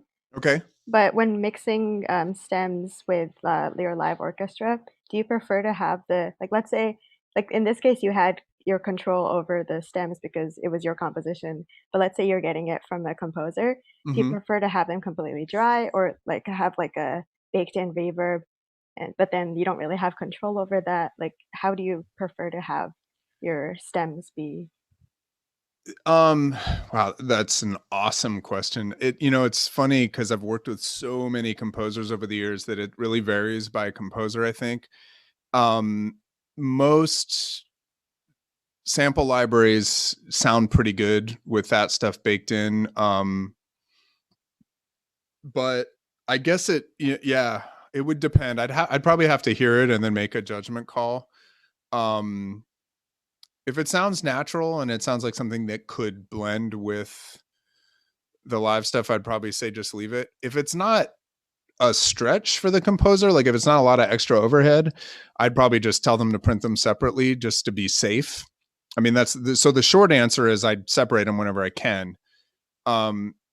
the longer answer, the more honest answer is I'm pretty lazy. So if people start giving me too many stems, I start freaking out, because I just want to work less mostly when it comes to that stuff. So yeah, but I mean, I think the smart play is to split them up. And as a matter of fact, I'll show you, we have some, so this song, that's a great segue, Sarah. Thank you. This song was written by Peter McConnell, who I think a lot of you have either met or are familiar with at least. He's a phenomenal composer. He's one of the reasons I wanted to work on video games when I was young and coming up. And I've been so lucky because I've gotten to work with him kind of a lot over the years. And he's just an amazing composer and person. And this is a song he called me a while back and said, I want to do this thing that's like backyard junk band, blues, jazz, more upbeat or more lighthearted than Tom Waits, but kind of in that vibe. And I was like, I have no idea what you're talking about, but I fully support you and we should do that. And so he started writing these songs as one-offs, and he asked me if I could get a vocalist, and I said I said sure, at first, and then Peter started turning these songs in, and the vocals were incredible, and I was like, well, who sang these? And Peter was like, it was me. And in all these years I'd never heard him sing before, so that was a really cool aspect of this too. To Sarah's point, Peter mocked all this stuff up in great detail, and he bakes all his reverbs and stuff in. And for the most part, it was fine. But I think with some of these tunes, we had a little bit of challenge getting the vocals balanced perfectly with some of his reverb baked in and stuff. So I'll show you how that all played out. Basically, this lineup was kind of like a rock band or jazz combo rhythm section. It was a drummer, bassist playing upright acoustic bass, guitar. And what's interesting about it is we had a session guitarist, and then we also had some of Peter's guitar stuff. He did certain things that we weren't going to get in the session that were really specific. Peter's a phenomenal player too. His main instruments, fiddle, violin, but he's this really interesting mix of like classically trained. He studied music at Harvard. He's very technical, and but also his family and his background is like Appalachian music, and so he's got all this cool folk tradition. He plays the banjo and basically most guitar family instruments. And now we know he sings too. So he wanted to write this for like a large brass and reed section. And so what we ended up with was a 9-piece section. And it's tuba, bass trombone, tenor trombone, trumpet, bari sax, 2 tenor sax players, a bass clarinet, and a clarinet. Is that right? Yeah, that's 9. Okay. Daria, correct me if I get any of this wrong. You're muted. I'm looking at the score right now, so you're correct. Yeah, so okay, cool. Thanks. So for those who missed it, Daria actually orchestrated all this music. There were 6 songs in this recording, and we recorded the rhythm section over 2 days. So we did 3 songs a day, normal 7-8 hour days with the rhythm section. And then we did the brass and woodwinds all in one day, and Daria conducted, and she had to manage some exciting moments. For the most part, they were fantastic, but we had to ask her sometime about the craziest thing that happened in that session. I won't get into it here, but it was pretty entertaining. And yeah, so this all turned out really cool. I'll just go through and show you kind of how we've got a head start, because this should look familiar after the last session. I'm going to play the song real quick from top to bottom, just like I did with the last one. And I'm going to run to the restroom while I do this. So I'll be right back.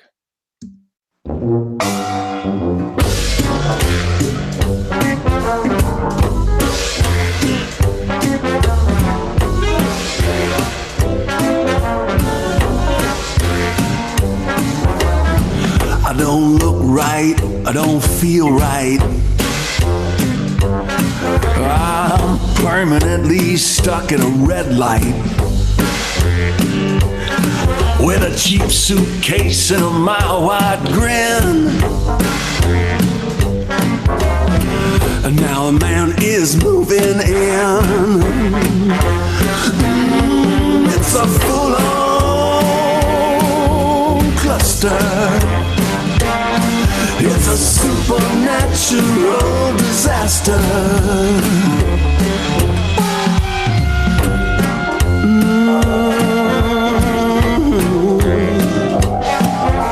How did we get here, baby? Under this broken light, scraping out another small-time deal when it used to be nothing but rainbows in sight. Devils slide down the gutter, demons reach through the gate with great little horny toad voices. Can't even think straight on a good day. What a cluster. What a supernatural disaster.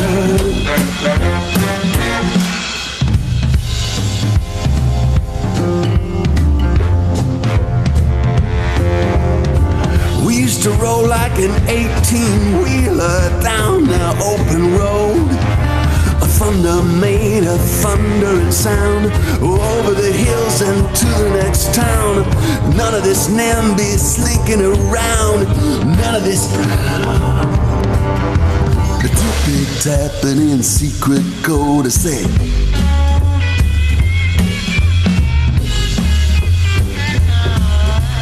Bibbidi, bibbidi, bibbidi, bibbidi, bibbidi, bop, bop. Bibbidi, bibbidi, bibbidi, bibbidi, bibbidi, bibbidi, bop, bop. Full-on cluster. Full-on cluster. What a supernatural disaster. Full-on cluster. What a supernatural disaster.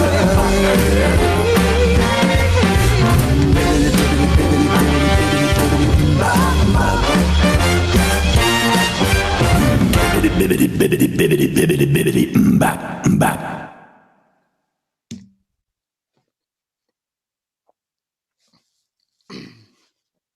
I just ate a cookie, sorry.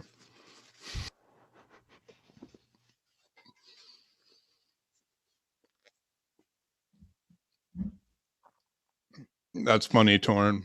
We were walking around, when we mixed this song, we were walking around saying bibbidi to each other for weeks. So as you can see, pretty intricate. Daria had a lot of work to do, and she didn't get very long to do it in. Daria, how much time did you have to orchestrate all these? I think I had 10 days for 6 songs, which is not a lot at all. Yeah, But it was, sorry. no. It was like, yeah, I have to do it, and it's cool.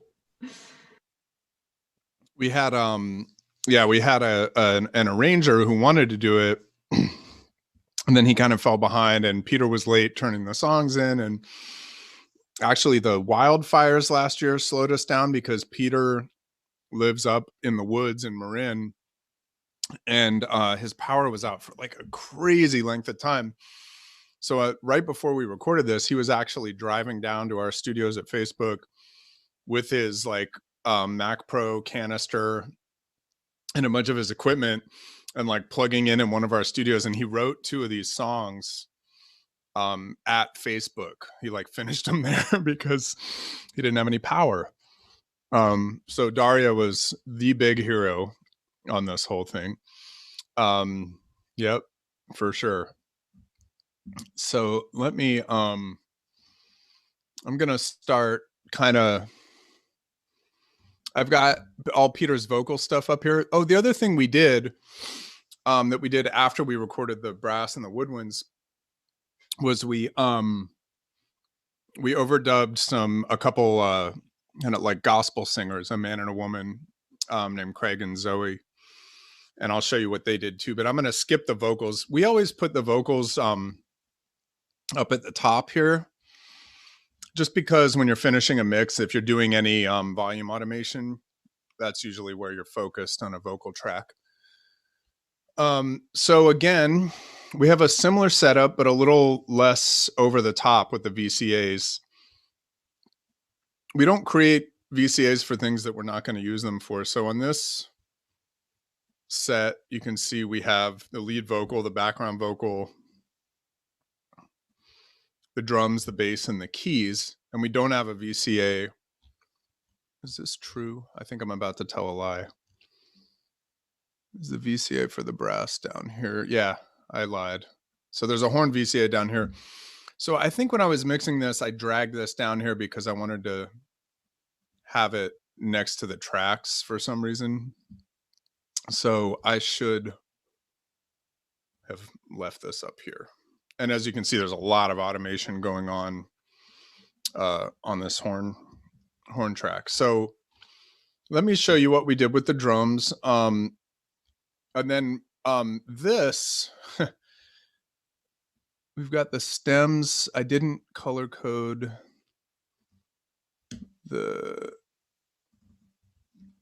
I messed up my own template. Okay, there. So now you can see the differentiation between the stems and all the effects returns here. Now on this one in particular, Richie Biggs, who's our lead mix engineer at Facebook, and Richie's a fabulous, we recruited him. He was based in Nashville and he joined the company right after I did. But he'd been doing a lot of mixing and mastering for them before that. And if you look Richie up, he's got a crazy track record. Bunch of Grammys. He recorded, I'm trying to think of, the Civil Wars. I don't know if you're familiar with those guys, but Richie, I definitely won a Grammy with them. Anyway, Richie has this cool template that if you see these things are named differently, they're not named according to instrument. Some of them are, like the drum squash thing, but this is a whole template that Richie's built for effects returns, and they've got all their requisite buses with them too. And so he pulls these in when he's doing these more conventional kind of mixes, and then just routes them to the tracks he wants to use them on. So you'll see like this Seventh Heaven reverb. He just brought it in because it's a reverb he likes. He didn't design it around a particular sound, and then eventually routed the lead vocals to it and routed it out to the lead vocal stem. And that's kind of a more old school way of working, especially for engineers that are used to working on hardware. You'll see this kind of approach. It's really efficient because if you think about it in a hardware-based studio setting, you're sitting at a console and you've got a fixed number of hardware reverbs in the room. And so usually you just patch those into channels on the console, and those are your options. And so one of the cool things that comes from working this way is you limit your options and you kind of speed yourself up. So Richie goes, okay, I know I like having, a hall and a plate and a room and 2 kinds of delays and this and that, and he just maps it all out and pops it in there. It doesn't stop him from adding something that doesn't exist. But the fact that he has that is really cool. And I don't know if you guys use these at all, but in Pro Tools, the track preset feature is absolutely phenomenal. And you can save this whole thing and call it, effects starter or something like that. You say, okay. And then when you go to make a new track,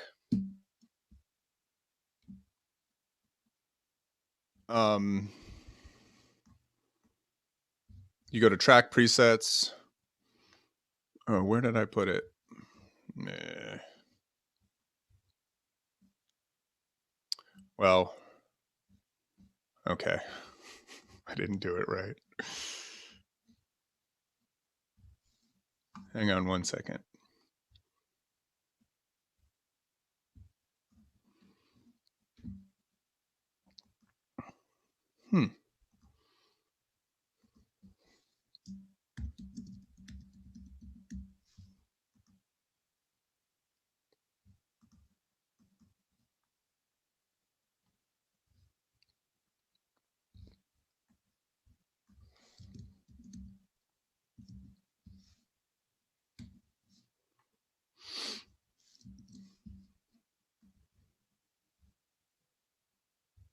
There we go. So if you go track presets, Avid, FX starters, and then I could save multiple presets here. But if I say okay, it'll create all these tracks with all their requisite busing and stuff. So I have a whole bunch of those saved on my writing. This is my work computer. I don't typically write on this, but the other computer that's in this room that's not hooked up right now is I have like dozens of track presets, and I have I have like large string ensemble, and that's like a contact instrument with all the routing for stems and all that stuff, and it's all already made, and it just really speeds you up. And doing it for mixing is great too. And Richie's a lot bigger on this on the mixing side than I am, but anyway, that's all our returns. Now we get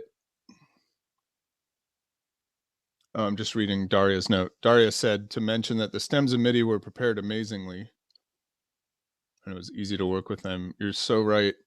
Peter's really good at that. The mock-up sounded very good. Yep. Excellent point. Thank you, Daria.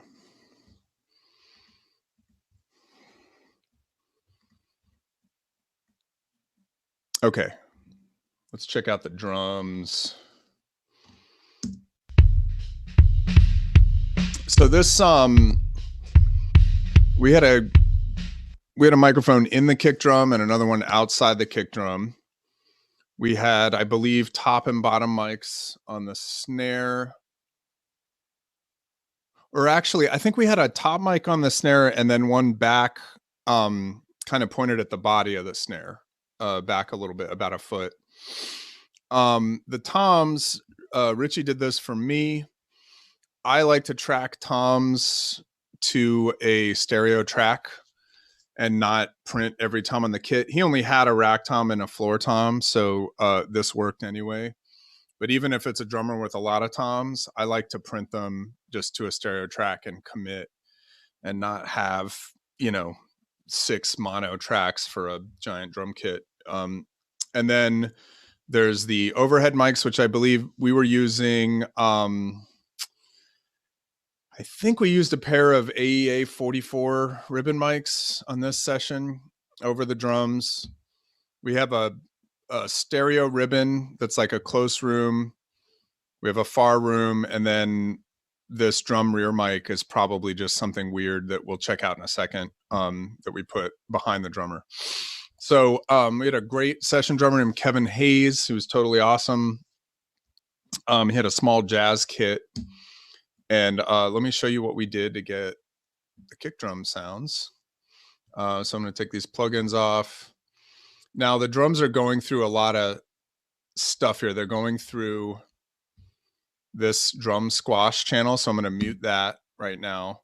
And if you see here, I don't know if you guys use multiple outputs in Pro Tools, but whenever you see on the Pro Tools IO, whenever you see this little plus sign here, that means this track is going to more than one destination. And so if you hold down Control and click on this, you can add another destination. So you'll see the drums and the drum squash bus. And if I wanted to add, Seventh Heaven reverb, I could do that too. Now I'm going to take that off. The same technique. I'm holding down Control and I'll just uncheck Seventh Heaven, and then it should just be going to those 2 spots. So it's literally just splitting the signal and going to both those locations. So I muted the drum squash, and I'm going to take, let's see what plugins we have on the drum bus. Nothing, just our limiter. Same limiter we used on the last go round. So I'll leave that on. So this is the inner kick mic. And let's look at what we did plugin wise here. And that's a pretty good sound on its own to my ear. I think that sounds pretty good without anything. So I'll just bring these in one at a time. If you look, we are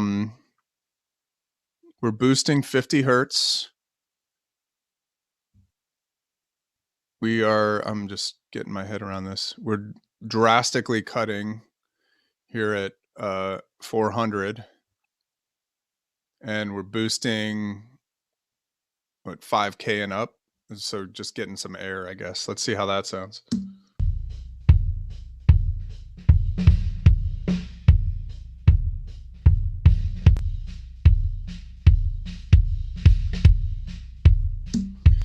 So I want to stop and just point out how dramatic that this crazy cut here is doing so much for the kick drum sound. So check this out again. I'm gonna just play this. I'm gonna put this EQ at 0 so it's not doing anything, and then I'll put it back where it was.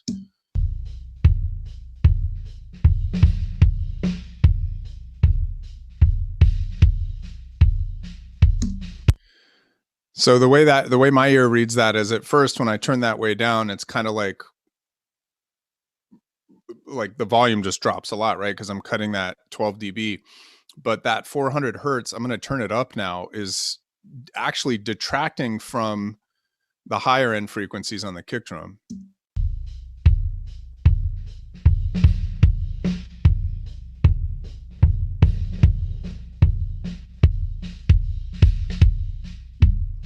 So even though it sort of sounds like the volume's dropping, the punchiness of it ramps up, because that 400 hertz is masking a bunch of the frequencies above it. So for whatever reason, there's just like a crazy 400 hertz tub thing going on.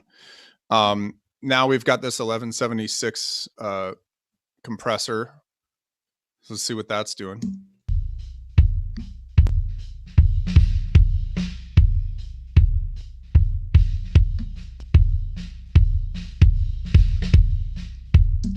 That's nice, more presence there. And then it looks like we are boosting just a little bit with this EQ. Check this out.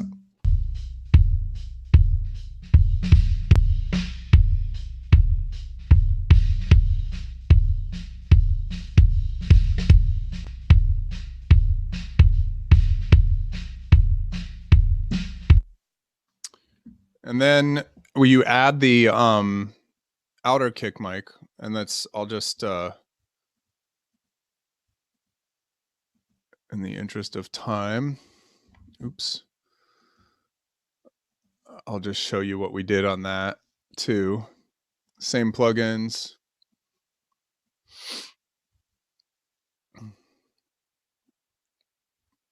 So apparently that 400 hertz thing was a problem in his kick drum, because we cut it pretty drastically here too.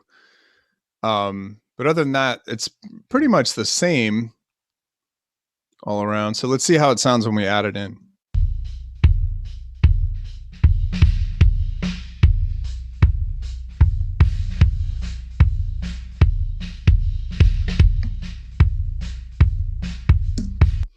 And the thing I like about that, for that mic that's further away, is, you know, with low frequencies, the waveforms just have more time to develop. I mean, you know, physics dictates that those low frequency waveforms are technically longer. And so as you move a mic away from something like a kick drum or a bass amp, you're going to get a rounder sound, because you're going to let those waveforms develop for a little longer. So the mic inside or right on the head of the kick drum is great, because it gets you that punch, and it can cut through the mix. But if you want the warmth in the body, you really got to back off, I think. And he's not playing it super hard. He plays it harder here at the end.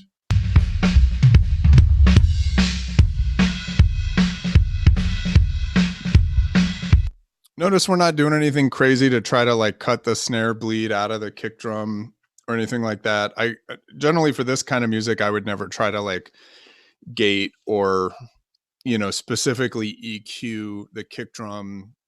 I would never, you know, penalize the kick drum for all that snare bleed. It's fine in the mix, in my opinion. Let's check out the snare real quick.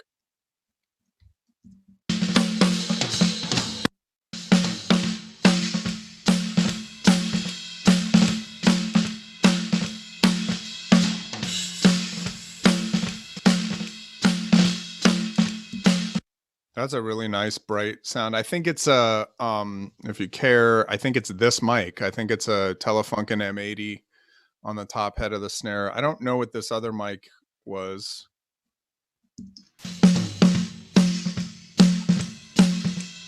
But that's great. That is pointed at the side of the drum, like I said, back a little, because you can really hear the body of the snare there.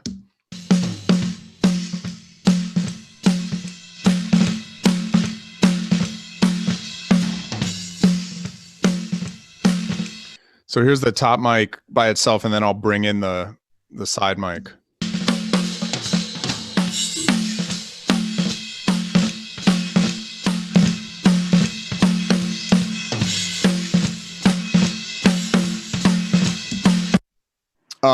So yeah, I love the body of that. I don't particularly, a lot of people mic the bottom of the snare drum. First of all, if you do that, keep in mind that you're almost guaranteed to have those mics be out of phase. Anytime you have two mics pointed at each other on opposite sides of an instrument, they're probably out of phase. So you got to flip the phase on the bottom mic.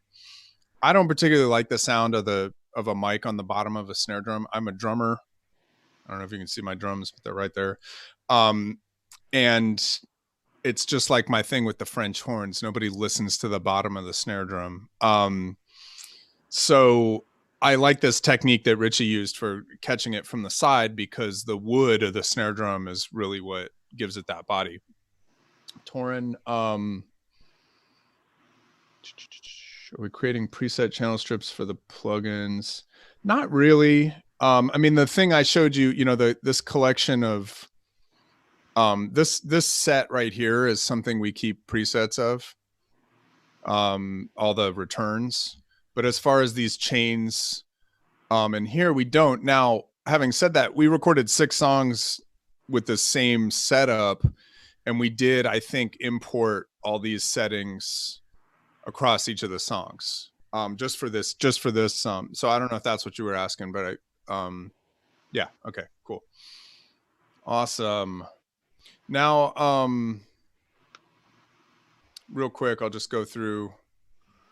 Here's the toms, so you can hear what we're doing. Again, not much going on here. See, tiny bit of EQ, but this stuff was just recorded well. And my dear friend Mark Senesac, who works at PlayStation, said to someone in my presence once, after I first met him. I started working with Mark about 20 years ago, and some guy in the studio one day was like, "Mark, tell me how you get your drum sounds. What's your technique?" And Mark was like, I find a good drummer and a good set of drums.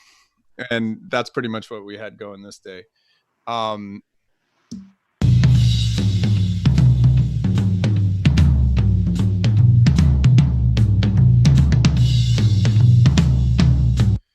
mic wise, that was either a pair of Sennheiser 421s or Audix D4s, probably D2s.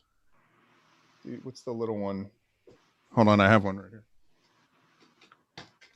A D2 and a D4, probably, respectively, on the rack tom and the floor tom. But these are what Kevin's drums sounded like, so there's not much going on. You can hear the overheads.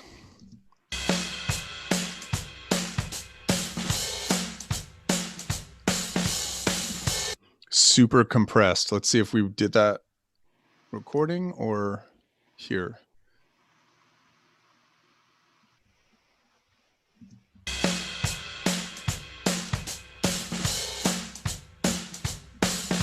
So we tracked them that way.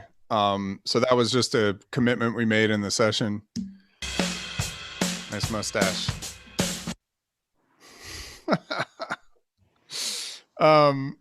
So this, notice how much low end we're cutting out of the overheads. It's all of it, right? So watch, I'm going to take this EQ off.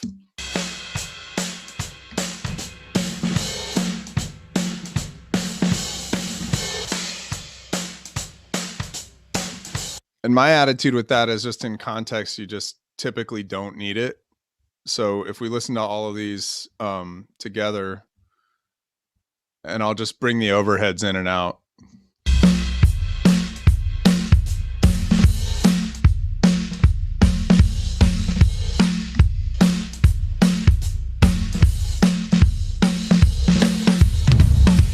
And hear how good the imaging on the overheads is too. You're getting all that stereo imaging. The way I like to place overhead mics over a drum kit is not like the traditional XY, like in tight, but I like to actually put them on boom stands as far away from the kit as sort of visually I can tolerate, and then slowly like sit in the control room and have someone slowly move them in,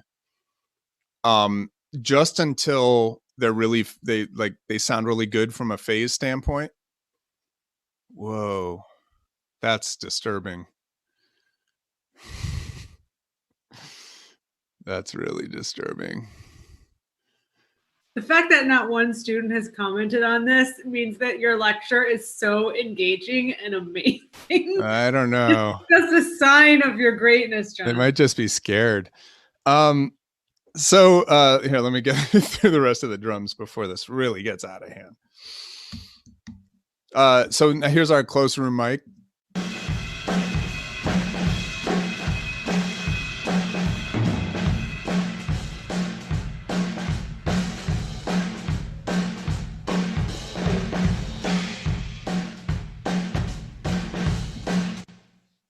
And again, stop me if you have any questions about this stuff. So that, again, that's recorded that way. I'm just checking these plugins to see if they're adding any of those crazy effects. But, and then this Valhalla room, I'll turn it on and off while playing, but this is just one of the Valhalla reverbs.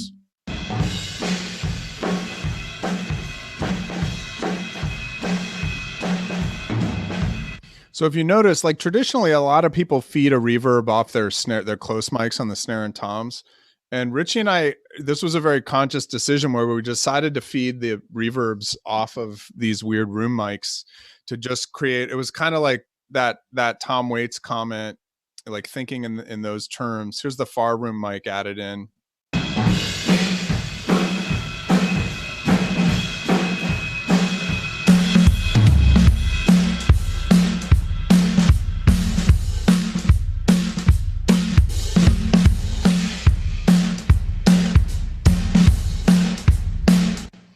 So that reverb's nice because it sounds really natural. And then there's this rear mic, which is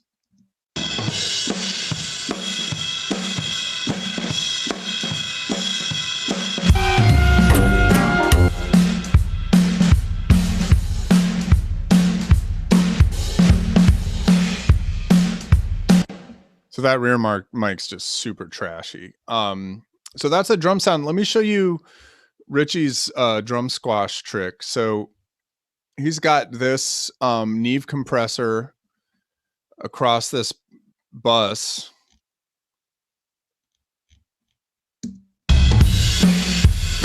And I'm just going to pull this in and out while we listen.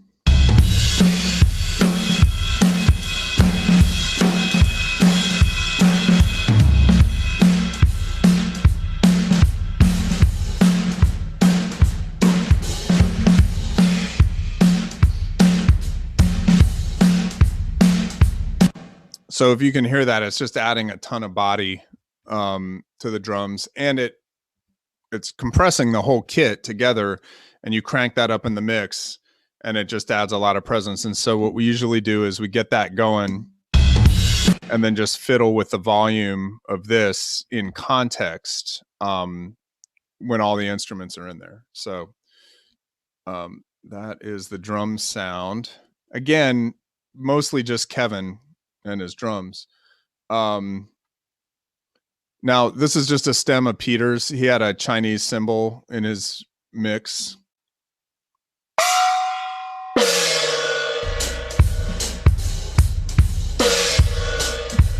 Didn't seem like something we needed to recreate. We did overdub some percussion, and this is just me and Kevin with, he had some like weird metal pan, and I had a pair of 2x4s, I think. And we did this, and this is just a pair of mics near and far. And if you look here, they're really heavily processed. We put this Altiverb right on the bus. I mean, right here as an insert, because we wanted it to be part of the sound. The mix is at about, I don't know, 30% here. And we just had like a close pair and a far pair. And I think we just used the far mics. And this is just 2 passes of whatever this is. Check it out.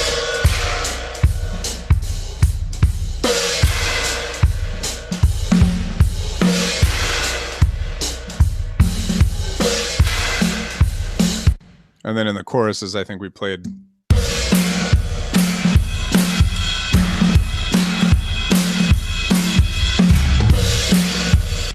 So that's just trashing the whole thing up even more.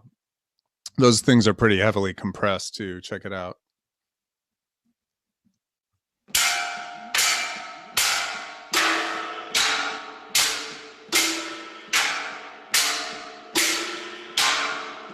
The funny thing is that's such a sharp transient. If you notice, the compressor's not getting any of the attack.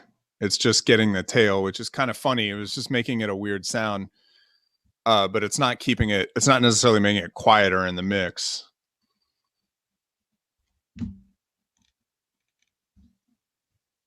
All right, so we get into the bass here. So we had the way we had the room set up for the rhythm section is we had the drummer in the big room.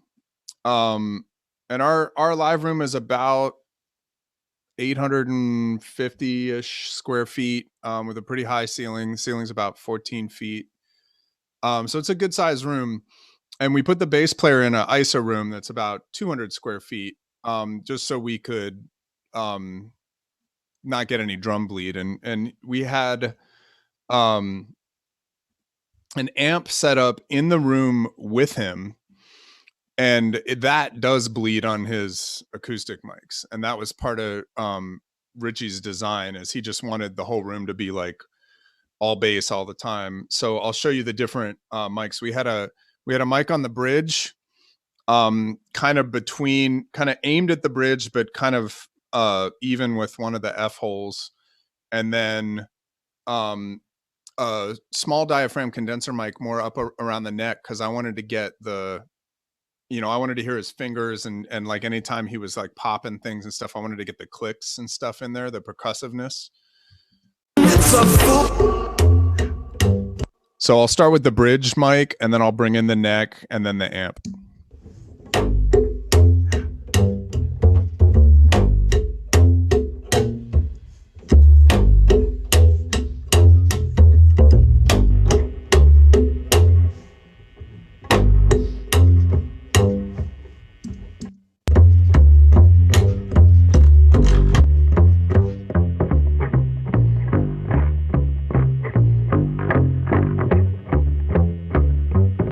We put this Waves overdrive, this GTR pedal thing on the amp, so check it out.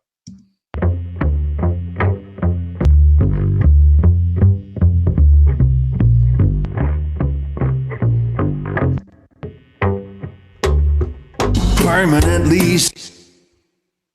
So then when you're getting your bass sound, I always make sure that it works really well with the drum sound. So I spend a lot of time listening to them together.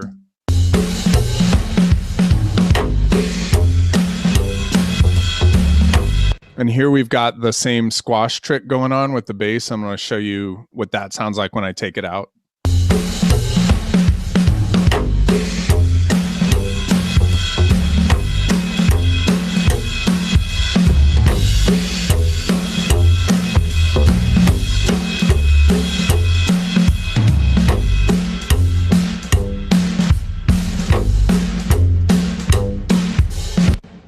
And then check this out real quick. On the bass, we've got a little EQ. Now I pushed pretty hard to have this bass sound be really yeah, you guys are commenting on it too, that it's kind of buzzy. And so and that was by design. You know, we asked him to play that way, and we mixed it and recorded it and EQ'd it that way. Not in that order. We recorded it, EQ'd it, and mixed it in that way. I said it backwards. Here's the EQ on his final bus.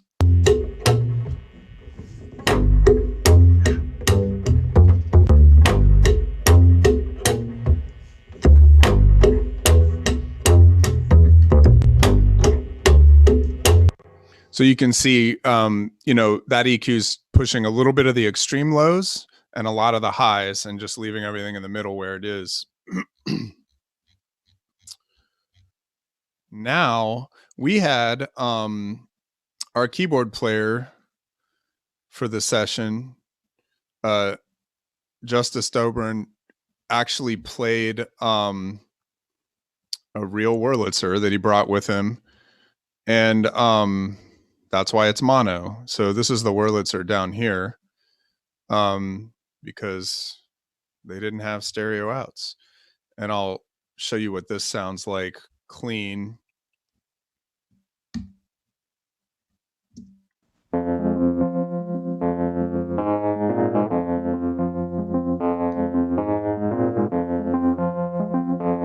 And then here comes his SSL stuff. A lot of EQ here.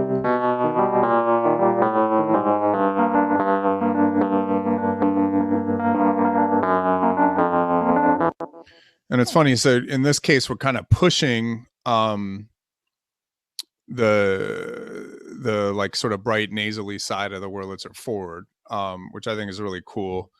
And then there's a slap back on here. And if you look up above that slap, where is it? Oh, is it not up here? It's down here. Oh, it's right. That's right. It's right in front of me. We didn't pan it. You know, I think when I was first messing with this, I thought about panning the slap to the other side and trying to make it stereo. But then starting to think about a more traditional mix, I thought, well, how about we just have the Whirly on one side? And so I panned the slap 40 and the Wurlitzer itself 70, and that's why you get this combo.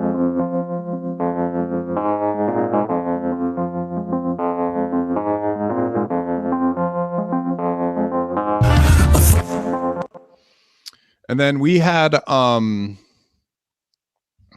guitar player. Let me see. Let me just make sure we're not doing anything else to that Wurlitzer up above. I think it's just, yeah. So we did do something to mess with the stereo image a little. This is the Ozone imager. And I'll let you hear this real quick because this is spreading it out. So it's still left heavy.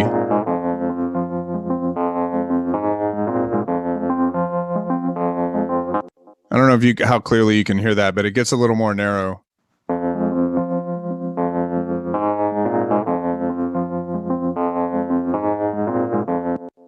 And that's cool because it's frequency specific too. So if you ever get a chance to play with this thing, it's really awesome. All that isotope stuff sounds great. I hate the way it looks personally. They spent a little more on their GUI. Okay. The guitars. So on this track, we had the session guitarist, and then we also had Peter's slide guitar. So we had this stem from Peter, and to Sarah's point, I think this had some effects baked into it. I'm going to dry it up real quick.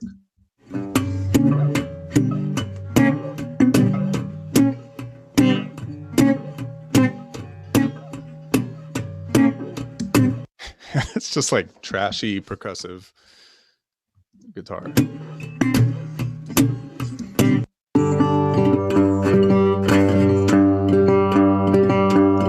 And I remember talking to Peter about replacing this. You know, I was like, do you want to overdub acoustic guitar? And he was like, no, it'll sound too good. So we kept this deliberately.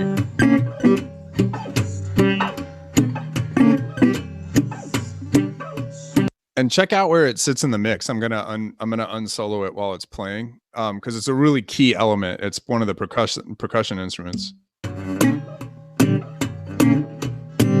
I don't look right, I don't feel right.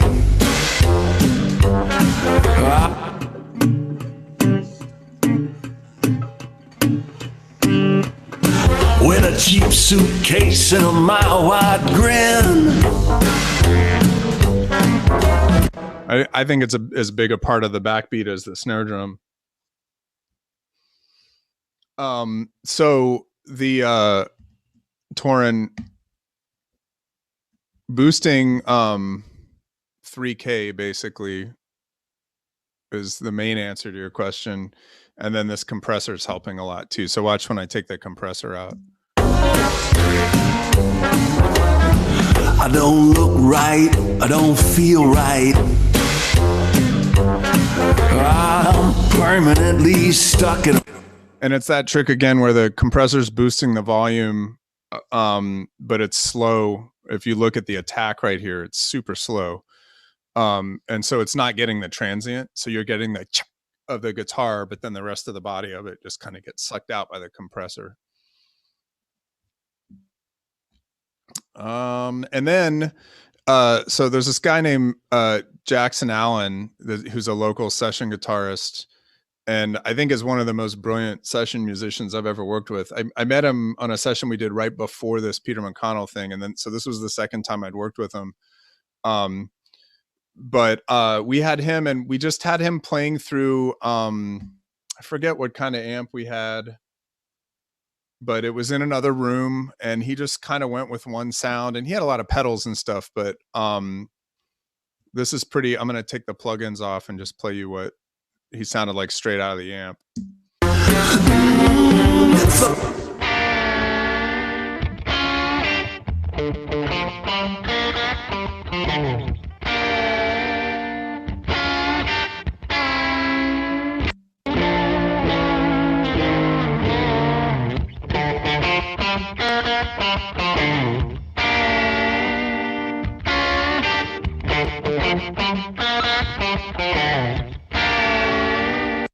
And I pan that most of the way to the right just to complement the Wurlitzer so that the two of them together are like this. I'll find a spot where they're playing together.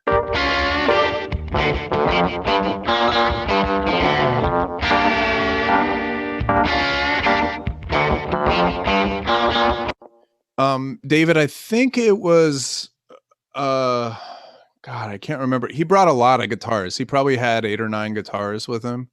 So I'm not sure what he was playing on this one. It was some kind of a semi-hollow body Gretsch looking thing, but I don't know exactly what it was. If I remember, I'll try to check with him this week and see if he remembers.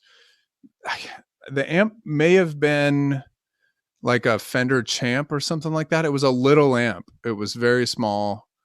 And then we mic'd it with a Beyer 160, which is a ribbon mic.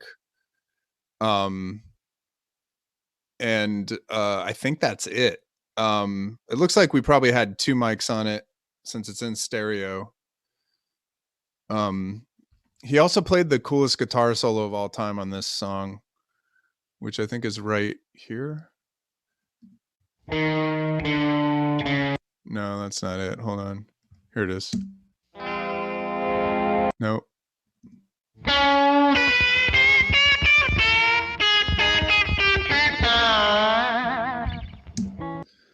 That if you listen to this section in context, the guitar solo and the keyboard solo together are some serious comedy. Check it out.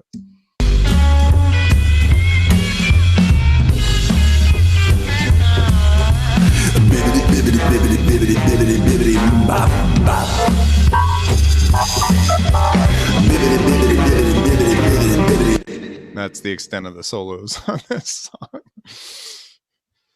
song. Okay, so that's the band. Now let's check out the brass and woodwinds.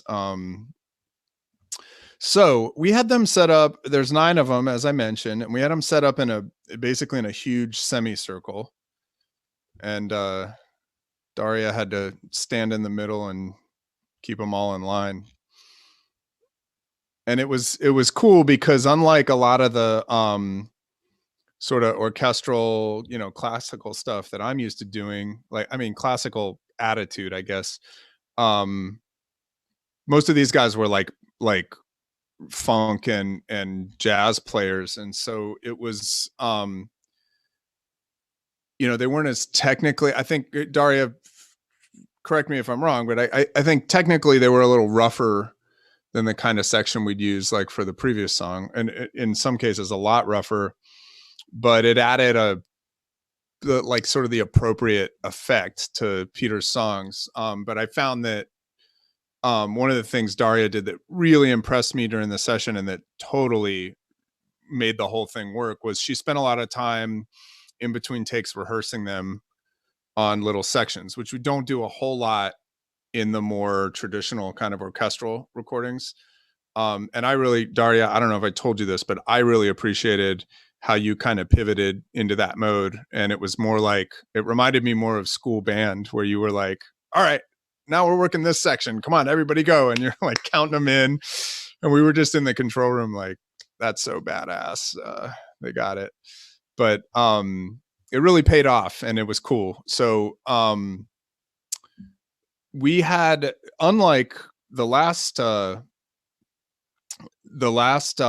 setup, we only have one main pair of room mics, and I think they were 150s. They were Neumann 150s. So basically the same mics we had on the tree at Ocean Way, and we had them up high back as far as we could get them from the section.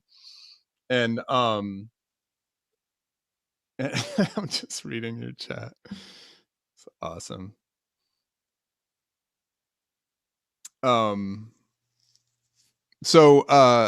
So this is the room mics.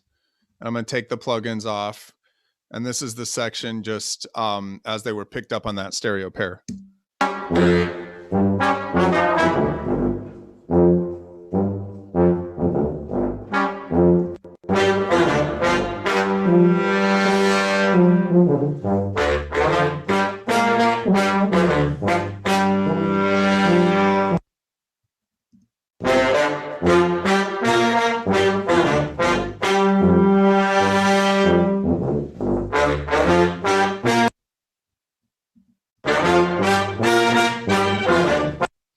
And then I'll show you what we did plugin wise. So we've got some Altiverb on there. And then it looks like EQ. Here's the EQ. I'll pop it in.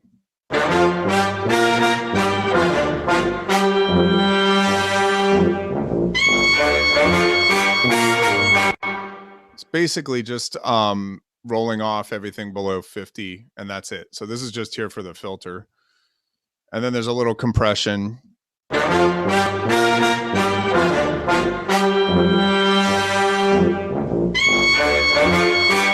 they're not even really hitting that thing. So that's the idea was that would be the bulk of the sound, but then we've got a spot mic on every player.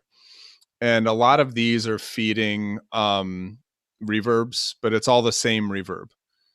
So they're all just going into one reverb and it's all kind of resonating together. So I'll just flip through these real quick so you can hear the individual mics.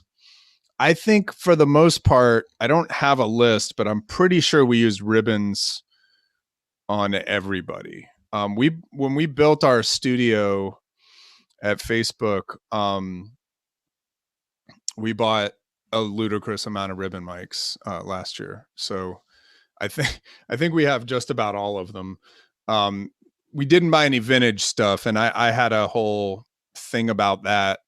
We could do a whole separate class about how we approached building that studio, but I didn't want to buy any vintage gear because I didn't want to have to take care of it. And frankly, I think most modern recreations of anything, anything you call out to me that you think is like the best vintage whatever, whether it's a mic or a compressor, somebody makes a cleaner, better modern version of it. And I know that's super blasphemous to some people. I feel that way about all the synthesizers in this room too. But we could fight about that on another day. But luckily I was the one making those decisions, so we didn't get any vintage mics. We might someday.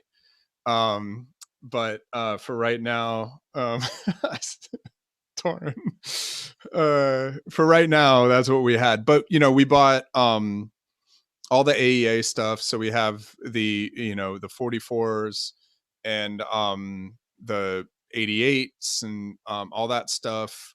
As I mentioned before, we have the Bayer ribbon mics. We have a lot of Royer mics. We have Coles ribbons that we used on the trumpet and the saxophones. So that's what you're hearing here. I think we used, we also bought the new two match pairs of the new Neumann Tube 67s, which sound absolutely incredible. And I think that's what we used on the clarinets. So this is I'll start with the clarinet and I'll just work my way down so you can hear all these woodwinds.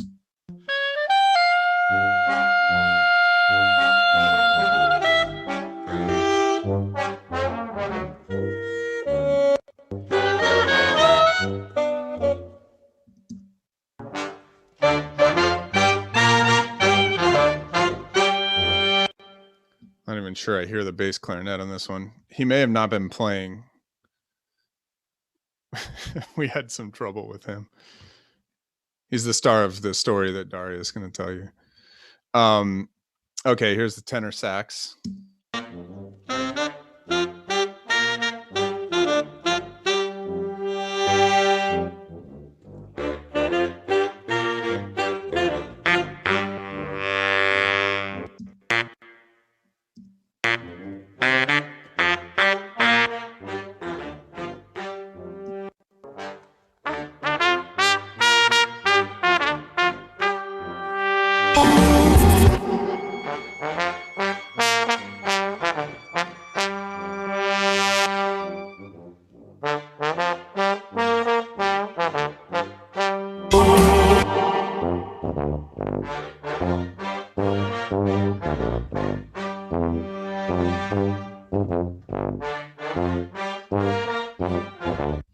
The tuba player was a little sloppy and it added like the right amount of drunkenness to the whole thing, which was great. There were a couple things. Peter writes some pretty challenging tuba parts too. I remember we did a score in Nashville years ago. If you ever get a chance, check it out. The game was called Sly Cooper 4 Thieves in Time. And there's a specific track on there called Penguin Roundup that everybody should listen to. And it's basically this scene in the game where you're a giant hippopotamus chasing around all these penguins and like playing whack-a-mole, trying to smash them on the ice. And he used the tuba to be sort of the voice of the hippo, Murray. And he used the marimba to be the penguins. And so it's like this weird marimba and tuba duet with the whole band supporting them. And the tuba parts are almost impossible. That tubist out in Nashville pulled it off, but it was absurd. This stuff's a lot easier. It's just more like a bass line. Anyway, as I went through and soloed those, I hope you noticed that they panned all the way around from left to right. And that's the order, if you look at these mics, that the players were seated in. So they were just in a big giant semicircle spanning the room from left to right. And same with the other track. We had a lot of spot mics here, but notice these are a lot hotter in the mix. And that's because we want this more in your face kind of rock and roll sound. So if you hear them in context, what I'm going to do, I think I have a group. Do I have a group?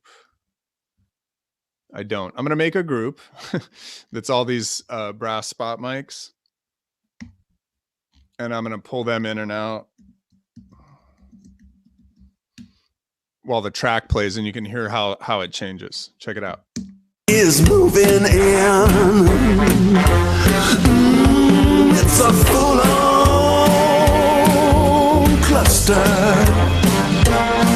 It's a supernatural disaster. faster.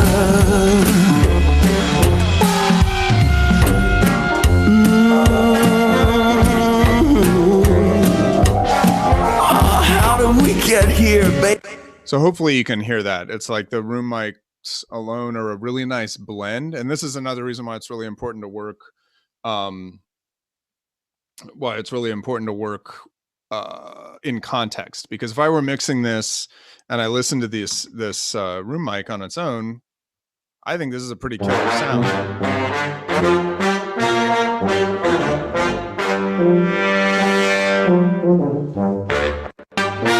And it doesn't change that much when it's soloed, bringing the spots in and out. Check it out.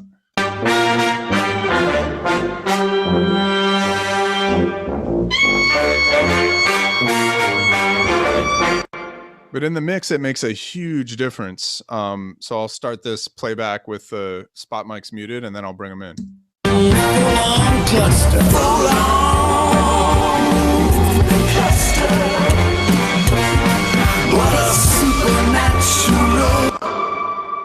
So again, the cool thing about this, and I always say this whenever conversations pop up on the TAC Facebook group about mixing, I'm usually like the first one to point out that mixing is always just about moving faders up and down. And I think hopefully from both the orchestral track and this one, you can see that, 9/10 of what's important about this is where these mics are in relation to each other. And again, back to the theme of this talk, which is talking about large ensembles.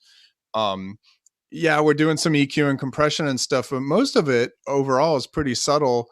And the point of all this is taking all those different mics that you have spread out through your ensemble and getting them balanced in a way that fits the track. So in this case, it's like a lot more present. In the case of the other track, it was a much bigger, wider, kind of soupier thing. And I think that's it. Let's look at Pete's vocals real quick, if everybody's still hanging with me.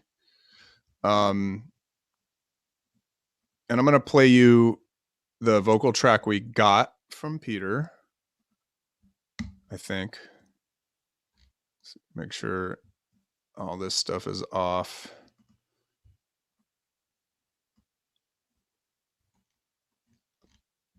We have a lot of stuff on the vocals. It's a lot of stuff. I don't look right. Yeah. Automation. 60,000 echo point.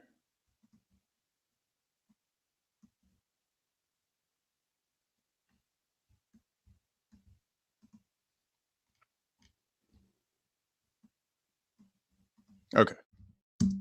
I don't look right. I don't feel right. I'm permanently stuck at a red light with a cheap suitcase and a mile-wide grin. And now a man is moving in. It's a full-on cluster. It's a supernatural. So I'll just bring in these plugins. The de-esser is the first thing that changed, just because as you can hear, there's a bunch of crazy sibilance in that track. But again, it's the kind of thing where, in my opinion, the performance is so great that I didn't want to ask him to do any of it again. And we built the track around it. Like we recorded with this vocal track, and I felt like if he went home and redid it or something, that it would actually not have as much sort of immediacy and energy. So I'll bring these in one at a time. If you look at this EQ, you can see it's boosting a little bit of the mid-range on his vocal, right about 900 hertz. Cutting a little bit of the low mids out. This is like 300-ish. And then cutting some of the extreme highs up here, because there's a lot of, however he recorded this, there's a lot of even above the sibilance, there's a lot of like splash on it. And I know I remember we were trying to get that out. And then in this case, we put the compressor at the end of the chain to try to take all those EQ moves and just kind of round the whole thing off. So I'll bring these in one at a time. I don't look right. I don't feel right. And now a man is moving in. It's a full-on cluster. It's a supernatural disaster. And then with Richie, we came up with another squash thing, and so that's right here. And now a man is moving in. And now a man is moving in. It's a full-on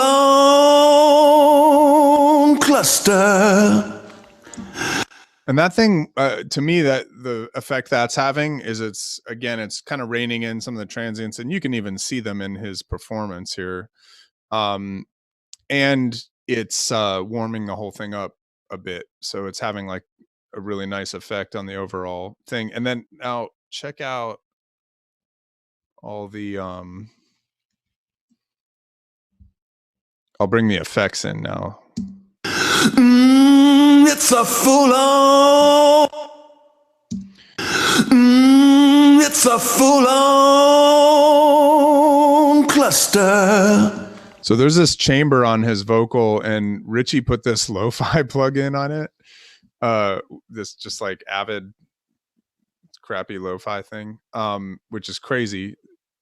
It's a full-on cluster. It's pretty subtle, but it's just making his vocal a little crunchier, which I appreciated. And then we've got this thing that I like to do on vocals, which is just kind of spreading it out and pitch shifting it a little bit. It's really subtle. It's probably about 8 or 10 cents on either side, up and down. And you can do that with any pitch shifting plugin, but I like to do that with vocals just to kind of create some space, and I'll mute and unmute that while it's playing. It's a full-on cluster. It's a supernatural disaster. All right, Mary Claire says we got to knock off here soon, so I'm going to wrap it up. That's it for this track anyway. That's a good spot. With a cheap suitcase and a mile-wide grin. This is his backup track that he gave me. It's a full-on cluster. So that's Peter singing all those harmonies, and then we had these additional vocalists.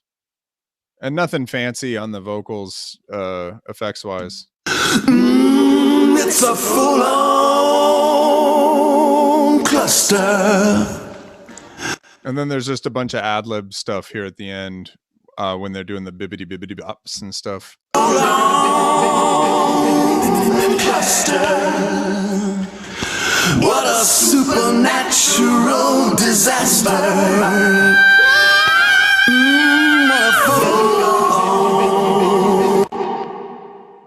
And as you can tell, there's like a lot more reverb and stuff on the background vocals. So we're gonna, Mary Claire's gonna interrupt me. Hey, everybody watching at home. Thank you so much for tuning in tonight with Jonathan Mayer. We have to sign off the YouTube channel. We're going to keep rocking here in our Zoom on our own with our students. I have to say, the nerd force has been very strong in this class. Jonathan is clocking in at a record-breaking 3 hours. The students are captivated, and we're going to keep rocking here in our own little classroom. But for all of you at home, thank you for joining. We'll be back tomorrow at 2 p.m. with Austin Wintory. So we'll see you then, and have a great night. Thanks, Jonathan. Bye.